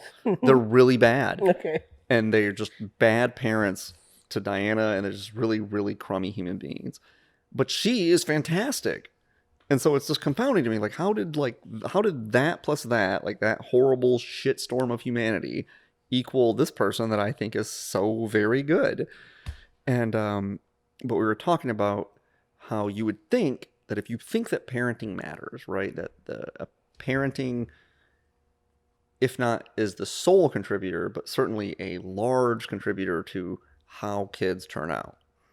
You would think the lack of parenting controls the way kids turn out. The lack of it would have the inverse effect, which is that the kids would all just be drastically different because they weren't parented, right? They would just be like their most primal selves, right? Whatever nature had in store from their natural tendencies, and they would be varied much more. Mm-hmm. And that the kids that were raised in a home where they are given good parenting would be like homogenized. They'd all be very similar. They'd all be doctors or lawyers or whatever like that. But actually that's not true. And the inverse is true. That people that are parented poorly are usually more alike. Siblings that are parented poorly are usually more alike to one another than those that are parented well. And it's I suspect what's happening is that it's largely to do with the fact that if you're a good parent, you likely don't really have strategies for parenting, or you don't have a parenting strategy unless you want to call it like that. My strategy is that I treat each of my kids like an individual and allow them to thrive in the ways in which are important to them, right? Like you have an aptitude for X and you're interested in X and I help you flourish in that arena, even though I might not be interested in X. So yeah, it probably sounds like Jack Black just had a good mom, right? She's a good scientist lady, and it's like, you're like, well, it's weird that she's, her kid like became an actor. It's like, yeah, but she probably did a good job raising him, and realized that probably like he was funny and like, he was interested in comedy or show business, and fostered that instead of just being like, no, you will be a scientist because we are scientists, right? I am father this now. Is a learned house. Right, exactly. So yeah, kudos to take your dick jokes out of here. Kudos to Miss Black, I guess. Well, could you think that your Diana's like the black sheep of the family, so that's why she's the total opposite? Well, I mean, she's just got like a brother. It's not like she has like a big family, and most of her extended family's in Romania. And from what I understand, they're even more horrible than her parents. Yeah, she's a black sheep, right? Right, but how did she get to be that way? Why are black sheeps that way? Genetics. Genetics. Yeah. I mean, are you asking like literally why are black sheep black? No, not literal black sheep. I thought that's what you were asking. No, just like how like no matter what it is, like you could have like a piece of shit like like a very nice family, and they have this black sheep person that's like a fucking total asshole. They don't like mesh well with their family, so they're just a black sheep. So it could be the opposite, where you have piece of shit parents and you have a very nice child. It's like, she's just too nice. I don't know why she acts like that. She's just totally different. But here's the thing, is once you cross the threshold to adulthood, you would kind of count yourself as responsible for some of like the outcome of the way you are.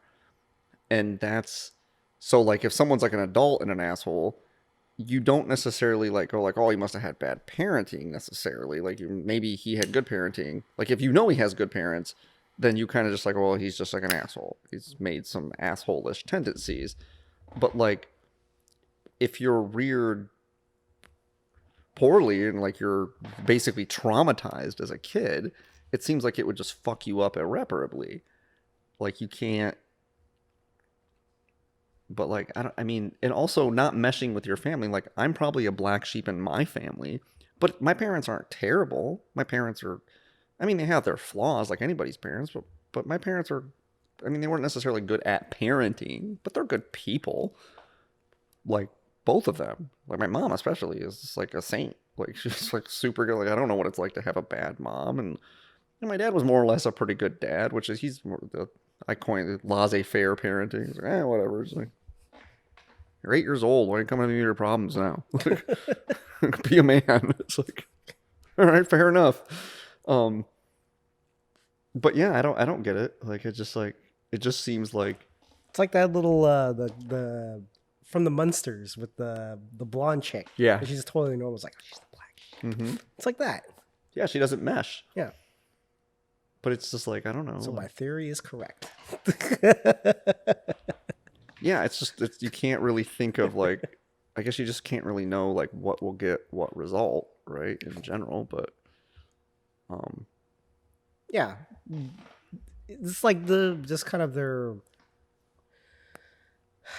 temperament, like depending on like what external pressures you put on the person, either they wilt or they thrive through that situation, right? Yeah, that's why that's why I'm always going on to people about this shit. That the people that are in the alcoholism is a disease camp. Why are you yelling at them? They have a disease. Yeah, it's right. Some people are in that camp, right? Alcoholism is a disease. No, it is not. Alcoholism is a behavior, and it is largely a learned behavior. And so they're just like, well, my father was an alcoholic. It's like, well, yeah, that's learned behavior. So it's not like, but there's no gene for alcoholism. Like that doesn't exist, and it's not for a lack of trying. But there's no alcoholism gene. It's not there is no genetic component that we are aware of that has to do with alcoholism that forces you to drink. And so, and people always use that as an example, and it's a bad example because both of my parents drink way too fucking much, and I am like a couple clicks up from a teetotaler. Like I don't drink hardly at all. And so you see that a lot with people. Like sometimes people embrace what is familiar to them and what they have done previously. And then sometimes it sends them the other direction, right? Like I'm fully convinced the reason I didn't go to jail, drop out of school, or have any kids to date not that you know of. That I'm aware of, is because my parents did all of those things at a young age, and I saw what happened, and I didn't like that, and so I just went the other direction. But plenty of people in my family did. My aunt's kids, like here, my cousin Stephanie, like she's like 30 or 31 or something like that, and she's got like fucking like 5 or 6 kids or some shit. She started popping them out when she was like 17 or something like that. And it's just like that's the norm for my family. You have kids when you're somewhere between 13 and 18, and that's normal. But I didn't do that, and just like, it's normal for people in my family to have some stripe of addiction. With, my father drinks a lot and like smokes weed, and my grandma gambles a lot, and my mom has religion, and like, and so the party. Yeah, and so it's just like, but I don't have any of those vices, right? It's like, I have my own vices for sure, but not ones that mirror those that have been set down for me in any way. And so it's like, okay, but I don't have an addictive personality by any stretch of the imagination. If anything, I just get bored with things eventually. Like, very few things have I like stuck with. Like cigar smoking, whiskey, but those things are things that I don't I don't drink. Like, I ran out of whiskey like a week or two ago, and I haven't bothered to go buy more. That's like heresy in my like family. We would never do that. My dad can't be more than like 50 feet from alcohol. He's sober now, actually, but it used to be that way. Like, he'd come pick me up at a coffee shop. I'd be in town or something. Be like, hey, like, what's going on? At the coffee shop hanging out? Like, I'll come down. I'll be like, hey, is there a place we can get a beer around here? I'm like, no, Dad, that's a coffee shop. Yeah, but I mean, like, is there any place around here? I'm like, yeah, this is America. I'm sure you're never more than like 100 feet from a place that sells liquor. All right. But he's trying to party. And so I'm kind of curious to see him now that he's not drinking. See how that goes. So I haven't seen him in 5-6 years, something like that. Maybe longer. He's in Michigan? Yeah, he lives in Michigan. Okay. Because your ma is in Tennessee, right? Tennessee, as they call it. Tennessee. It rhymes with Hennessy. Yeah, I was going to say that. Yeah, my mom is pretty much... my mom lives in Tennessee, and then my cousin Sabrina lives in Spain, and my sister lives in Spain? Yeah, Spain. Madrid. And then my sister lives in one of the Carolinas, I think, North Carolina, whichever one's closer to Tennessee, because she visits my mom occasionally. Okay. And then I have some extended family like in Minnesota and Wisconsin, but Minnesota. But I don't know any of those people, so Okay. I don't really bother with them. Is that the one where you went to Christmas and they gave you stuff and you're like, all right, bye, I'll never see you again? Huh? Oh, you're talking about with the trunks that I was talking about last Yeah. week? No, I don't even know who those people are. I should have asked my mom. Yeah. I have no fucking clue who those people are. Like, I don't know either. I don't know. No, but I'll tell my mom. Remember that big weird trunk I used to have, like a toy box with like a dog on it? And she'll remember that because I had it for like 10 years or something like that. 15 years. It was like for a long time. Because it was well made. It had like brass corners, and it was like made of like wood. Oh wow! And like it had like a brass hasp on the front or whatever, like clips it shut. Did it come with a wooden horse rocking chair? No, it did not. Ball and cup. Yeah, ball and cup. So yeah, I had it for a long time, so I'm sure she remembers that gift, and I'll probably just be like, where did I get that? I remember driving up to those people's house because it was right after I got the Alvin and the Chipmunks Christmas album. I was listening to it on like a Walkman. I was like, it's fucking dope. Yeah. And but I don't remember who those people are. I was too young to really know. And it might be somebody from that side of the family, but I have no clue. But yeah, my mom's side of the family is like they've just been kind of like not really around me that much. But did I tell you this on the podcast? My mom's bad luck with brothers. Like, you didn't mention it on the podcast. No, okay. So my mom has fucking crummy luck with brothers. So one of her brothers died of fucking COVID, and then another one had a heart attack, and then her brother Bill just died, like not that long ago. She's lost like 3 brothers in like a year or two. Well, I guess she just lost 2, because the other ones, he didn't die from the heart attack. Okay. He just had a heart attack. Okay. But she lost 2 of her brothers. Like, how many brothers altogether does she have? I think I want to say like 5. My mom's one of like 8 or 9 kids. Oh. So she's got my mom, and then my mom has 2 sisters, and I think so. And then her brother Butch is dead. Her brother Bill is dead, and then her brother Jack is the one that had a heart attack, and then Rich. So she's got, I think, 2 left. So she's lost 3. So she had, I think, 5, but she lost 3 of them. She didn't lose them. They died. She knows where they are. I know where they are. Yeah, they're in the fucking ground. But no, it was kind of really sad. I actually felt really bad for my dad too, because I guess my dad had recently, he's always known my Uncle Bill. Because my Uncle Bill has actually like lived in Kalamazoo. And then there's this weird kind of connection. So my cousin Cody, who is my Aunt Pam's son. So my Aunt Pam is my dad's sister. So she has a kid, Cody, and the father of her kid, Scott, who he's dead now too, but he was like really good friends with my dad. So him and my dad were like really good friends. He was also in a band with my Uncle Bill. Your dad? No. Scott. Okay. Scott was in a band with my Uncle Bill. Hired Guns. HIR''D. Okay. Hired Guns. Okay. So there's always kind of been this connection to like my dad's side of the family with my Uncle Bill, because he was in this band with my cousin's dad, and so he knows my dad really well.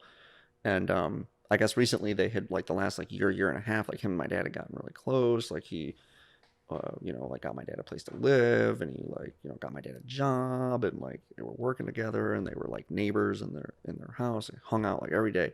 And then he just like up and dies, and which was not good.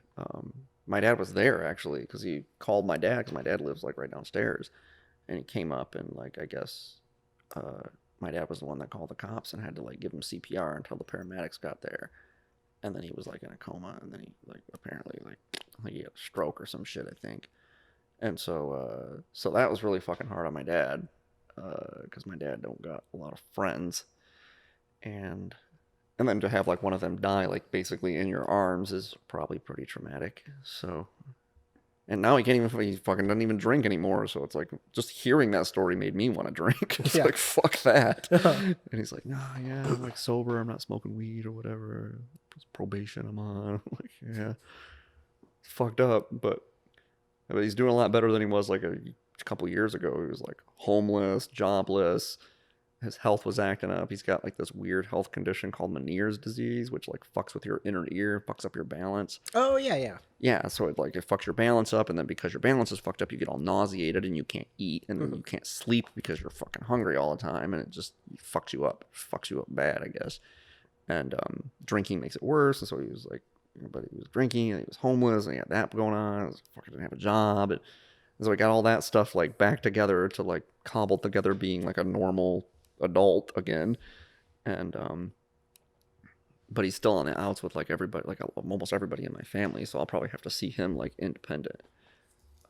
He went on this tear where he just like, I don't know, like fucking alienated like everybody in my family, which was like taking a page out of my sister's playbook, because that's what she does.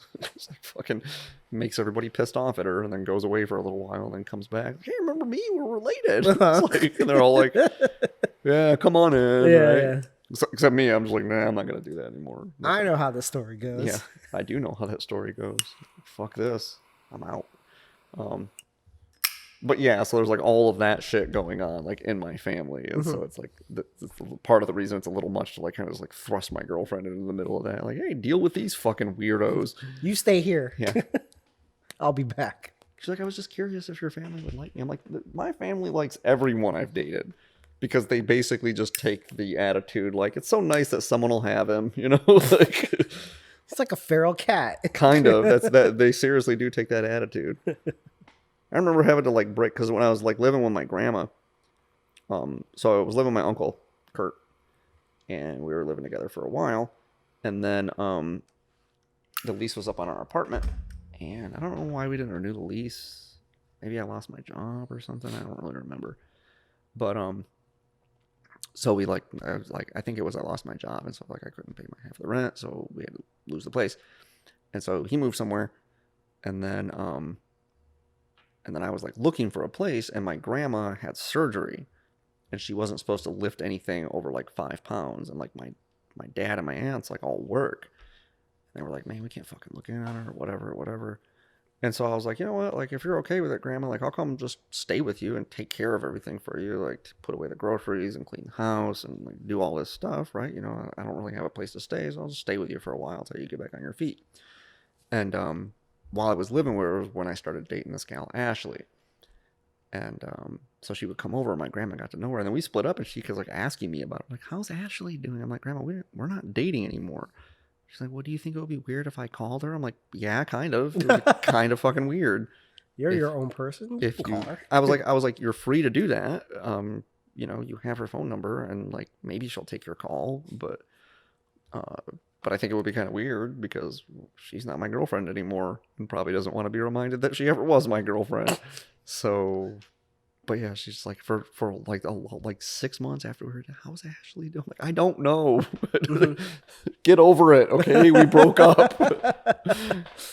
Like, yeah, I like my mom too is like a girlfriend I've had like 15 years ago.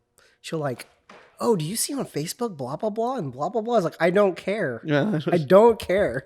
She's getting married and has a bunch of kids. That like, could be you. Like, I don't care. Don't care. Is part of that like a Filipino mom thing where they're just like trying to make you feel bad that you're just like a bachelor still? No. I don't know. But I don't know. It's a weird tick with her. It's like, I don't care. Why do you tell me this stuff? I assume it's just like a passive way of guilting someone, because if someone did that to me, it's what I would assume they were doing. Yeah. Just like, oh, you know, like, what are you doing with your life? You're not gonna have it's like a big, like, Asian people are just like a big sewing network. They tell you these stories about people like, do you hear about this and this? And this is like, no, I don't care. Like, that's why they don't like tell me anything, because like, I don't care. Like, what are you doing with your life? It's fine. It's the same thing a month ago. Yeah. There's nothing happening. You're not tapped into the Asian network. Yeah. It's like, do you hear your cousin was this and this and all this? Like, I don't care about drama. I think it's just because it's too much energy that you're trying to like force upon me, and I don't give a shit. Do you think some of it's like keeping up with the Joneses, like where there's some cachet or whatever, like if such and such went to, you know, fucking Yale or whatever, and such became a lawyer, and then it's like they want to be able to like they're kind of pissy that they don't get to brag about their kids in the same way that these other people do. So they're like, you know, like, I gotta mine you for information, and maybe like you'll feel competitive with them if I tell you that they're going to Yale, and what are you doing? Are you going to go to Yale? There was like a little bit of it, like probably like late teens, early 20s. There was a little bit of that, but yeah, I just don't give a shit. Do you ever find yourself wondering if your parents like talk about you, and if they do, what they say about you? It never dawned on me until a little while ago. You know, I have to assume they do, but like, I just don't care. No, I don't care either. That's why I've never occurred to me to think about it until now. But like, you know, like, what are they? Because like, yeah, because they have like concerns about my other brothers. They tell me they're trying to like confide in me about what's going on with them, and like maybe like nudge me to like help them out in some way. But it's like, I guess. Right, but there's echelons, right? Like that's the inner circle. They're like your brothers. You're like you grew up with them, and like you presumably care about them a little bit, and so you're kind of like, okay, that's about how much emotional wherewithal I have. These people on the fringe over here, the fucking like whatever, like I don't have any energy to give a shit about those people. Yeah. And like, moreover, like any information about them is just useless to me, to the point where just little tidbits like on social media. They're like, I'll hear it come back to me. I'm like, and then they just have this story that kind of snowballs into something else. I'm like, that's not true at all. I don't know where you got that information from. Yeah, I just assume it's just people just like bored enough that they don't have enough to talk about with their own lives. And it's like, that's weird to me, because I don't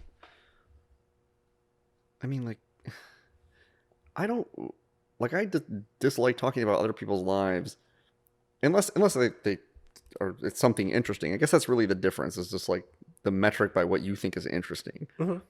They're off. Yeah, right? personal Like, turmoil against other factions of family members. I don't care. yeah, you don't think that's interesting, and they do, and so they think that you think it's interesting. Whereas, like, I'm sure if somebody you knew, like, I don't know, just did something like won a Nobel Prize or something, right? Yeah. Like, fucking is like, hey, did you hear that? Like, fucking, Mikey in the Press Pass won a Peabody Award or whatever. Like, that would be just interesting in its own right. Yeah. It might interest you. Yeah. I mean, you wouldn't be like enraptured by the story, but you would welcome the information. Oh, cool. You would tell your other friends about. It's interesting. Yeah. And so you just like think that things are interesting. And so like I talk about other people if those people are interesting and they do interesting things, but half the time I get bored talking about my own life. It's like go to say stuff and I just hear myself like talking about my daily life. It's like it's fucking boring, dude. Like I'm boring myself talking about this. There's no way you're fucking interested. Well, that's the whole criticism with me, like early on in the podcast. Like, you don't talk about your day. I was like, yeah, it's not that interesting to me. So why would I bore you with stuff that's not interesting to me? Right? No, not that you don't talk about your day, but like you're so that way that like you don't even talk about like things at all.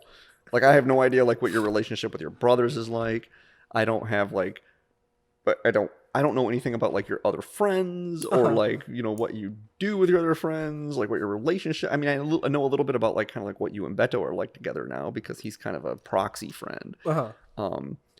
And he is my friend. no, he's a proxy friend to me. Like he's not my friend. He's your friend, but he's your friend, and I like him. Where sometimes you have friends who have other friends, and you don't like those friends. Yeah. You tolerate them. You know, you're like, whatever. You have this person's endorsement, so I'm not going to be a jerk to you. But like I never like if I went down to the cigar shop one night, and we were all supposed to like hang out or something, and like you just couldn't make it. Like I'd be fine to sit and hang out with Beto. Like I like him, but like I wouldn't just be like, all right, I'll see you guys later. Like, Mike's not showing up. We're not playing 3DA. I'm going home. I'm out of here, guys. Yeah, I wouldn't do that. Yeah. So he's a proxy friend. He's just like he's not. I would never like call him up and be like, hey man, like you and I should like go do something together. He'd be like, it was kind of weird, but I consider him a pal. He's a proxy friend. But like you just like I get that dynamic a little bit now, but like yeah, you just don't like it's almost like you just don't exist unless you're like hanging out with me. Like, you just like don't just like wake up. It's like time to podcast. Let me make up a story about my day. Time for pool. Like, well, most people give you superfluous information. I mean, that's one thing I really do like about you. Actually, is like most people you'll be like I even do this way more than you do, which is like, you'd be like, hey man, do you want to go shoot some pool tonight? Most people will be like, oh man, I got like some errands to run. I got to go to the grocery store. And I really got to get on top of this laundry. I've been meaning to... And you'll just be like, no, I can't make it. Yeah. It's like, okay. I have a reason it's pretty good and you don't need to hear it because you don't care. It's and that's the thing is like, I feel like my reason's probably pretty good. Any reason you have is pretty good. Yeah. Whatever you have to do, I assume is need to hear it. More important. That's why I don't get why people give you reasons. Like it's like whatever you have to do, I assume it is more important. Do this. Think about it. It's like it's more important than whatever I asked you to do. I assume that. I assume it's more important to you. You don't need me to validate that it is more important. Yeah. But like you could also like for all I know, like it's I just feel like sitting in my room eating Cheetos in my underwear. No, it could be the other extreme. Like my dad is fucking his lung collapsed and he might die, and you could just be like, I can't make it. That's all you would say. And then maybe like somewhere down the line, you're like, oh yeah, so my dad got better, and I'd be like, what? Oh, he was in the hospital for like a month. I thought he was gonna die for a minute there. Like really, because nothing here. Like you're just like, that's it. Yeah. How was your day? Like that might come up. Like how's it going? You might cover it and like, hey, like we're friends and we share shit and talk about stuff and but just you wouldn't even do that. You'd be like, oh no, I can't make it. I can't make pool tonight. Yeah. Well, I think that's turns out I have syphilis or something. Something ridiculous. Well, I think it's just like a reflection of myself when I hear people explain all these fucking stories. It's like I don't need that. It's a yes or no thing. Right. And so you're just like, so no. Yeah. No, it's like I don't need this whole rigmarole why you're late. You're just late. It's like I'm not gonna make it on time. I'll be a couple minutes late. Yeah, that's perfectly fine. Yeah, It's like, why were you late? Whatever reason you have was a good one. Yeah. Because people like try to that's the thing that annoys me too. Is like, yeah, I'm gonna be a few minutes. Like, why? Well, so how was that thing? Why are you late? Like, what? Like, they try to pull information out of you. It's like, I'm not lying. I'm just gonna be late. Right. And even if I am lying, Yeah. what difference does it make? Yeah. Like, as long as it's not like a habitual thing, like nothing wrong with being late. People are late sometimes. Mm-hmm. The problem is the person who's habitually late. And the person who is habitually late is the person who always has a fucking million excuses why they're late. Yeah. Just because you have an excuse does not justify being late as much as you are. Mm-hmm. You know, that irks the fuck out of me. It's like, just because you told me you were going to be late also does not justify that you're late if you're late a lot. Mm-hmm. Like, most people will cut you slack for tons of fucking shit. I remember somebody giving me the business for I told some I was late to work for something, and I was just like, fuck man, I was like, sorry I'm late, like I overslept, right? And people were like, why would you ever tell somebody that you overslept? Like, because I don't oversleep a lot. Mm-hmm. And they're like, yeah, but that just makes you look really bad. And I'm like, do you know anybody who has never overslept for something? Yeah. If anything, it's really relatable. Like, the response that I get from most people, let's say it's probably been like 10 times in my life that I've overslept and I was late since I was an adult. And I've given that excuse. And moreover, not like to excuse it, it's usually like you're kind of mad at yourself because it's such a dumb thing to fucking do, right? Yeah. Like, if you're late because of traffic, you might be irked about it, and you might say fucking traffic, and you might give the reason because you're pissed. In the same way you're like annoyed at yourself that you overslept. Mm-hmm. But if something comes up, right, like, you know, you're going to walk out the door and your cat starts vomiting blood or something, like, you're like probably not going to give that excuse, like, whatever, just got to deal with it. But like, you're just like, I fucking overslept. Like, every time that's happened, most people are like, man, I fucking hate when that happens. Yeah. Because it's like, it's totally relatable. Everybody knows what it's like to oversleep, and it's really fucking obnoxious every time it happens. Mm-hmm. If you're the kind of person that does it a lot, then yeah, you might not want to fess up to it. It's like 8 times in a month you overslept. To be like, dude, you need to get a fucking alarm clock or something. Mm-hmm. But yeah. Yeah. Yeah, I just don't like excuses. It was like, no, it's in line with the whole like Stoic philosophy and everything. Like that is very good. You should just strive to not be in a position to need to make excuses. Mm-hmm. You just do the thing you're fucking supposed to do. But yeah, I don't like when people are like, well, why not? Like, it really irks me when people like ask me like why I don't want to do something. So I don't want to do it. It's good enough. Right. Like, they think this is a debate where they're trying to convince me. It's like, I've made my mind up. Yeah.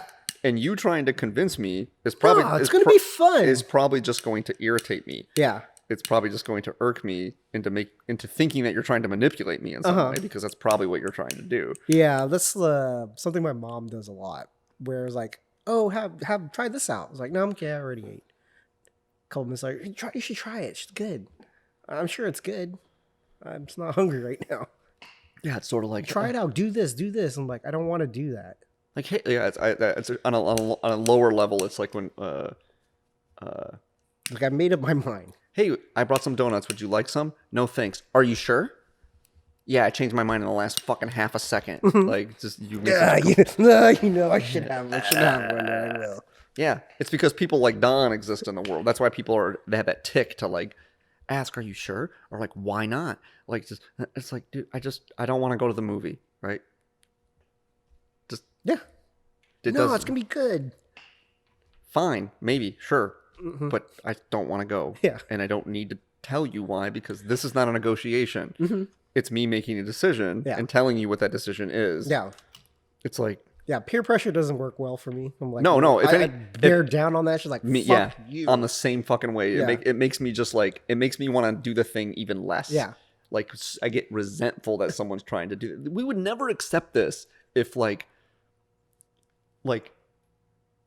if I went on a date with a woman, we go, I drive her home and I say like, hey, I had a great time. Like, maybe I can come upstairs and we can hang out a little longer. And she's like, oh, no. You can't come upstairs. Well, why not? Yeah. You don't want me to come upstairs? It'll be a good time. Like, right? You're like, It's going to be a great time. Right, I'm just gonna like fucking like argue with her about like just what the fuck? Like we would never accept that. Like you don't want to go to bed with me? Why not? Like Yeah. I don't need a reason other than I don't want to. Yeah. Like this isn't. There's a few instances where like a couple friends were going out like, dude, we're just gonna go out and fucking just chill and all that shit. It's like, no, I'm kind of tired. This and that. It's like, come on, dude. That's at least a semblance. See that I think part of the your thing of like not giving an excuse period is actually better because if you don't give an excuse, then they can't latch onto it, and it forces them to act. Like if you say, "Hey, I'm kind of tired," then there's like, "Oh, I know why now," and I can and that's why I don't like to tell people when they ask for reasons. Like, well, why not? It's like no, because if I give you information, then you're gonna try to use it in some way to like manipulate me. Yeah. And I'm not having that. Yeah. But anyway, you were saying. But yeah, like those few instances, like, yeah, we should just go out, dude. I haven't seen you in a long time. It's like, yeah, all right, I'll do it. And it was a great time. I was like, yeah, I'm glad I did it. But it's very, very rarely that's like in the middle of me, like bowing down to social pressures. Like, it was like, yeah, I should have a good time right now. Just, I already made up my mind. Sure. It makes sense too, especially because in that situation, saying something like it'll be a good time, or what are you being a pussy or something? Yeah, like, yeah. You don't want to come on, like it's better to say something like we'd really like to have you there, or like we'll miss you if you're not around or whatever, because then that appeals to the fact that we're really not trying to pressure you. It's just like we really just want you there, like because it's good to have you around. That's a much better tactic. But I'm the same way, man. I get all fucking resent. Like I told you about the whole corporate photo when Diana worked at AirKit, didn't I?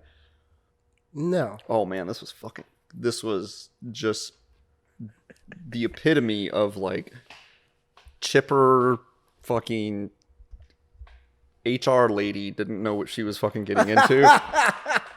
So we go to this. Oh my. So Diana gets like one thing a year that I get to go to. Like that's a thing that I hate doing, but like I go and I'm like the good boyfriend, right?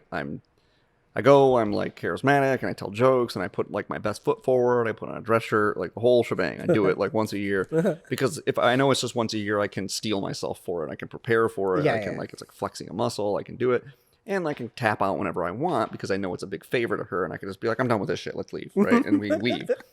And usually she taps out before I do, but I think it just makes it easier on her to do it if she knows that I'll go with her.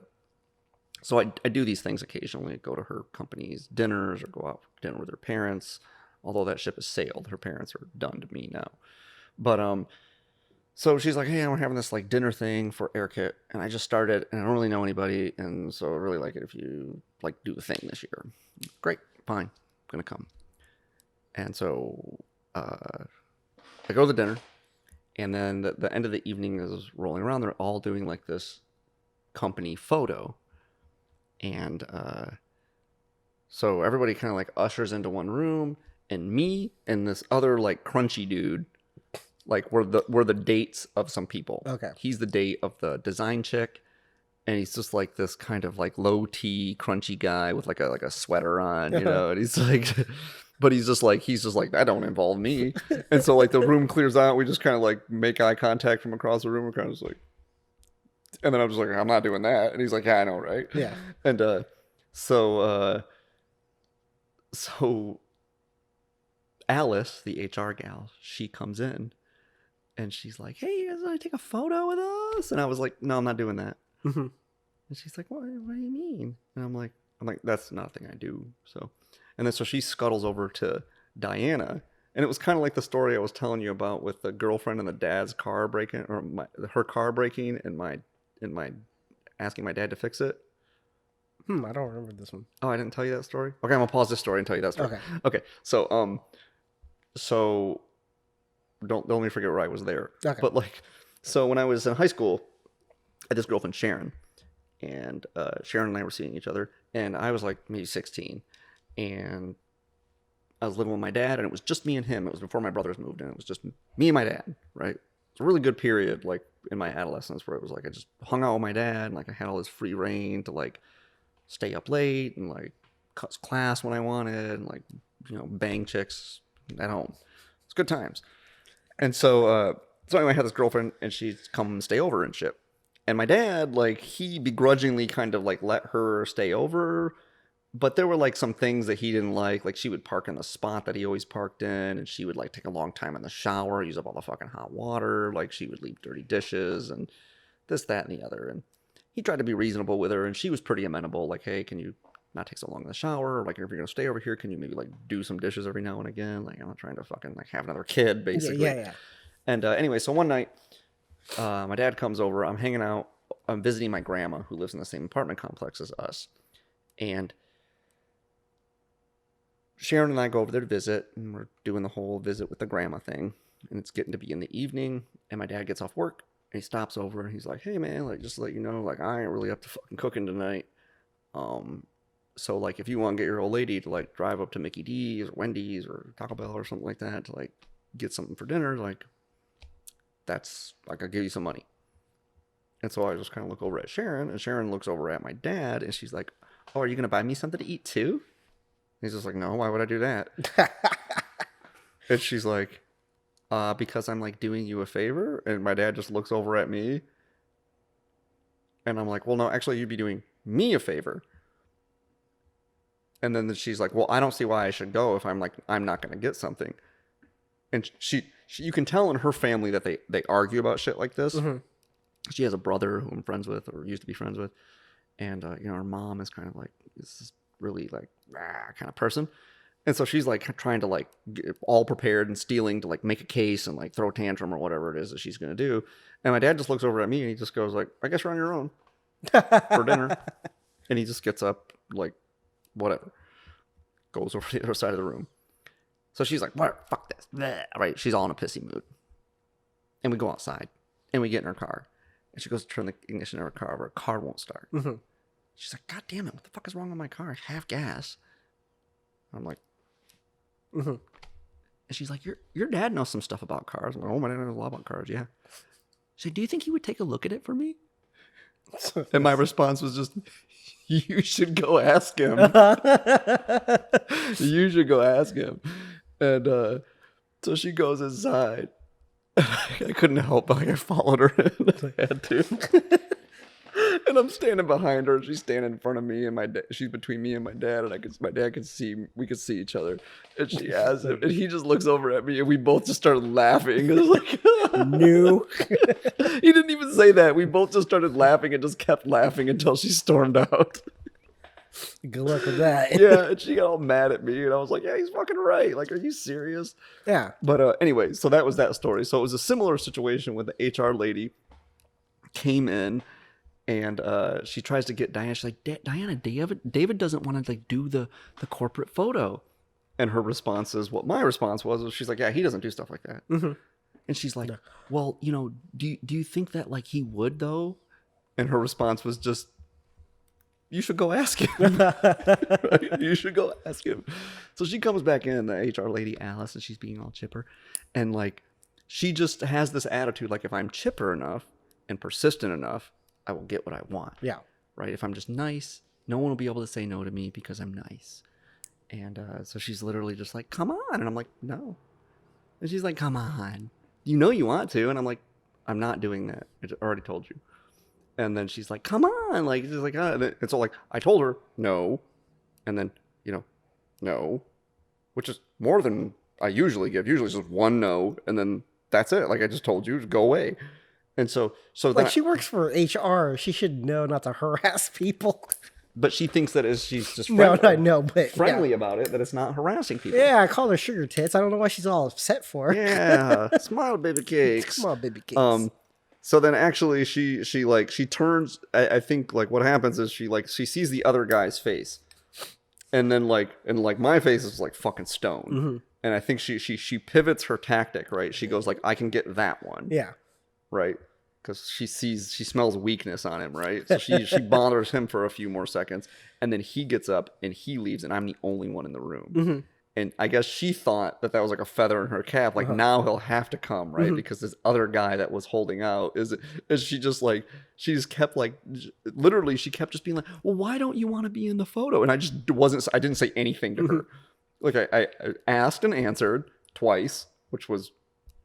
I just thought part of being the good boyfriend, I'm going to be polite. and say no thank you. Mm-hmm. And then she asked again. I said, I don't do things like that. Yeah. Very clearly.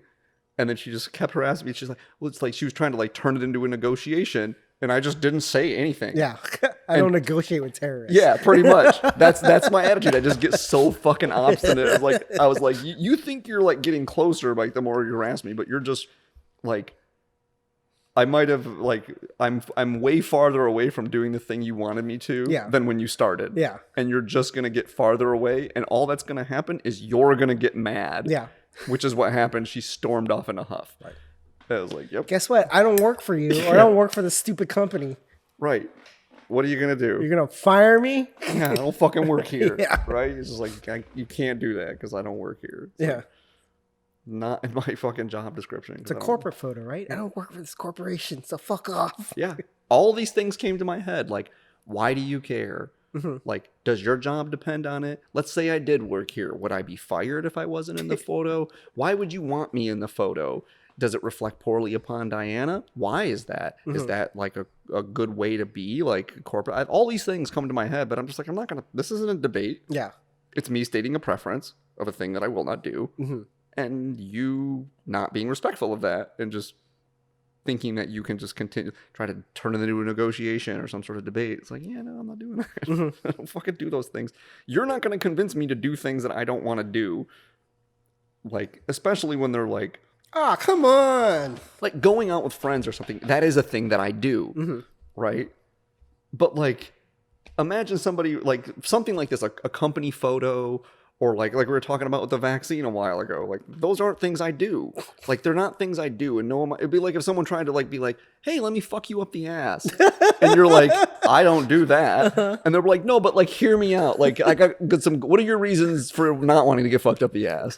And you're like, get some protein in you. You're going to turn it into some sort of debate. Like no amount of reasoning skills is going to make you do a thing that you just hard and fast, full stop, do not do. And I have a few things like that. And things like corporate photos fall under that fucking umbrella of things that press pass don't do. There's no pass in this. There's no, yeah. It's a press stop. Full stop. Full stop on the press pass. That's your like tagline now. Full stop on the press pass. It's just like I don't know how many times like I have to. And the thing is when people fucking know me at least a little bit, it becomes pretty evident the things that I don't do. It's not a lot of things. I'm pretty vocal about them. I don't do extra work. As a matter of fact, a thing that I don't do is do something unless I know things will become better because of it. Mm-hmm. Like if I'm in a situation, I was just having this discussion with my friend Megan, who lives in Michigan, and about like if the balance of probability is not tilted greatly toward thing that I will do will make things better, then I do nothing. Like if I'm on the fence about it or whatever, because there's always unintended consequences to any given thing. Mm-hmm. And if it's like 51% it could be good and 49% it could be bad, then an unintended consequence could just make it really bad. Mm-hmm. And so I just, when faced with uncertainty of any kind, if I have a high, say like 70-75% certainty that it will be better if I do a thing, right? Yeah. Like if you did a favor for a friend or something, right? Mm-hmm. Like, hey man, can you help me move? Like, it's like, oh, it'll be good for me. Mm-hmm. Right? It'll be good because, you know, it fosters the friendship or whatever. And I'll have one in the bank if Press Pass ever needs fucking, like I need him to fucking, I don't know, like pick up a rock for me or something. So like, and so like, I got this rock. Can you move that rock? Well, it's good to have things like that where people won't question what the fuck it is you want. Like, hey man, I need you to come over here and do this thing for me. Why? Why do you need me to do that? It's like, no, like if you just do things for your friends, not expecting anything in return, then you could just ask without any explanation and they'll just do them. Yeah, it's a favor. That's right. What favors are. Yeah. That's what the favor is. Well, not a lot of questions. It's like, why do you need a thing or whatever? Like, I don't know. How long is it going to take? I want to know how to make this rock. I don't know, man. I'm downtown San Jose. Come pick me up. It's like, okay. But like, and so... yeah, like if I don't have a high degree of certainty it's going to be good for me or good for the situation, like I just don't do anything. Mm-hmm. It's a pretty easy principle to live by. I just don't do a thing. I just leave things status quo, right? Leave it like you left it, mm-hmm. right? Or better, sure. But just try to leave it like you left it. and you won't get into trouble. Just like doing more work. Like, do more work, you get in more trouble. Like, all across the board. Hardly ever. I point to it all the time. Like, you know why that happened to that person? They did more work than they were supposed to. Yeah. Right? Or they did free work, or they did some stupid shit Just help the company out. Yeah. Nope, don't do that. They're not helping me out by not paying me. Yeah. No, exactly. It's just like... the good of the company. Yeah, the good of the company. Oh, yeah, pay me more. That'd be nice. Yeah, it's like, this is not because I like you. It's because we have a relationship, and that relationship is of a certain nature. And so it's like, it's just like the trying not to give advice to people. Giving advice to people is almost always bad, especially if they don't ask for it. Yeah, unsolicited advice. Unsolicited advice is the fucking worst. Yeah. It's always free and you don't ever want it. You know what you should do? Like, nope. I'm sure you're going to fucking tell me, though. Uh-huh. It's like, yeah, because it's like the thing. You know what you should do with the podcast? Yeah. It's like the thing. It's like the thing we were talking about with the parenting, right? It's like, sure, I could tell you what I would do, but you're not me. Yeah. You don't have the same sensibilities that I have. Mm-hmm. And even if you did, even if you and I had almost identical sensibilities, you're asking me how to deal with your parents. I don't care about your parents. Mm-hmm. Like, I don't know, stop talking to them forever. That's what I would do. You would do that to your parents? No, I would never do that to my parents. I would do that to your parents. But they're not my parents, so I can say that. Yeah. So it's like, you see the problem there? You can't just download all of your, like, associations and attachments onto me. And that's even assuming we have the same proclivities, right? Like, we care as much about, you know, social pressures, or we care as much about our career or our interpersonal development, or how charismatic we're perceived as, or whatever. Like, okay, you care about those things in different proportions than I care about those things. And so why are you asking my fucking advice? Like, I can tell you how to get what you want if you tell me what you want. I don't know that that's advice so much as mapping out a course for you. Sometimes people just overcomplicate shit. Oh, yeah. And you really just have to be like, what is it you want? You have to ask people like 5 or 6 times when they're asking for, well, you know, I just need your advice on something. It's like, what do you want? Mm-hmm. What is it you want? Yeah, what is your question? Yeah. I will answer that question. But what are you asking me? Are you asking me to do something for you? Yeah. It'll probably be a no. Yeah. Yeah. But just like, what do you want? Like, if you want me to give you advice, like, I'll just tell you how to get what you want. Because, like, usually it's pretty easy to get what you want. Mm-hmm. Like, how do you do this thing? Yeah. Well, I don't want to, like, you know. But you already did. Yeah. It's like, yeah. Yeah. How do I get my parents to stop treating me like this? Well, you just incentivize them to stop treating you that way. Well, won't that come off as mean? Well, you asked how to get what you want, not how to get 3 things you want. Yeah. You can have what you want, or you can have what you want and then the other things too. And those things are usually mutually exclusive. Like, if you want someone to not bully you, you have to stand up for yourself, right? Well, I don't want to come off mean. Exactly. But you might come off as a little rude or aggressive if you stand up for yourself.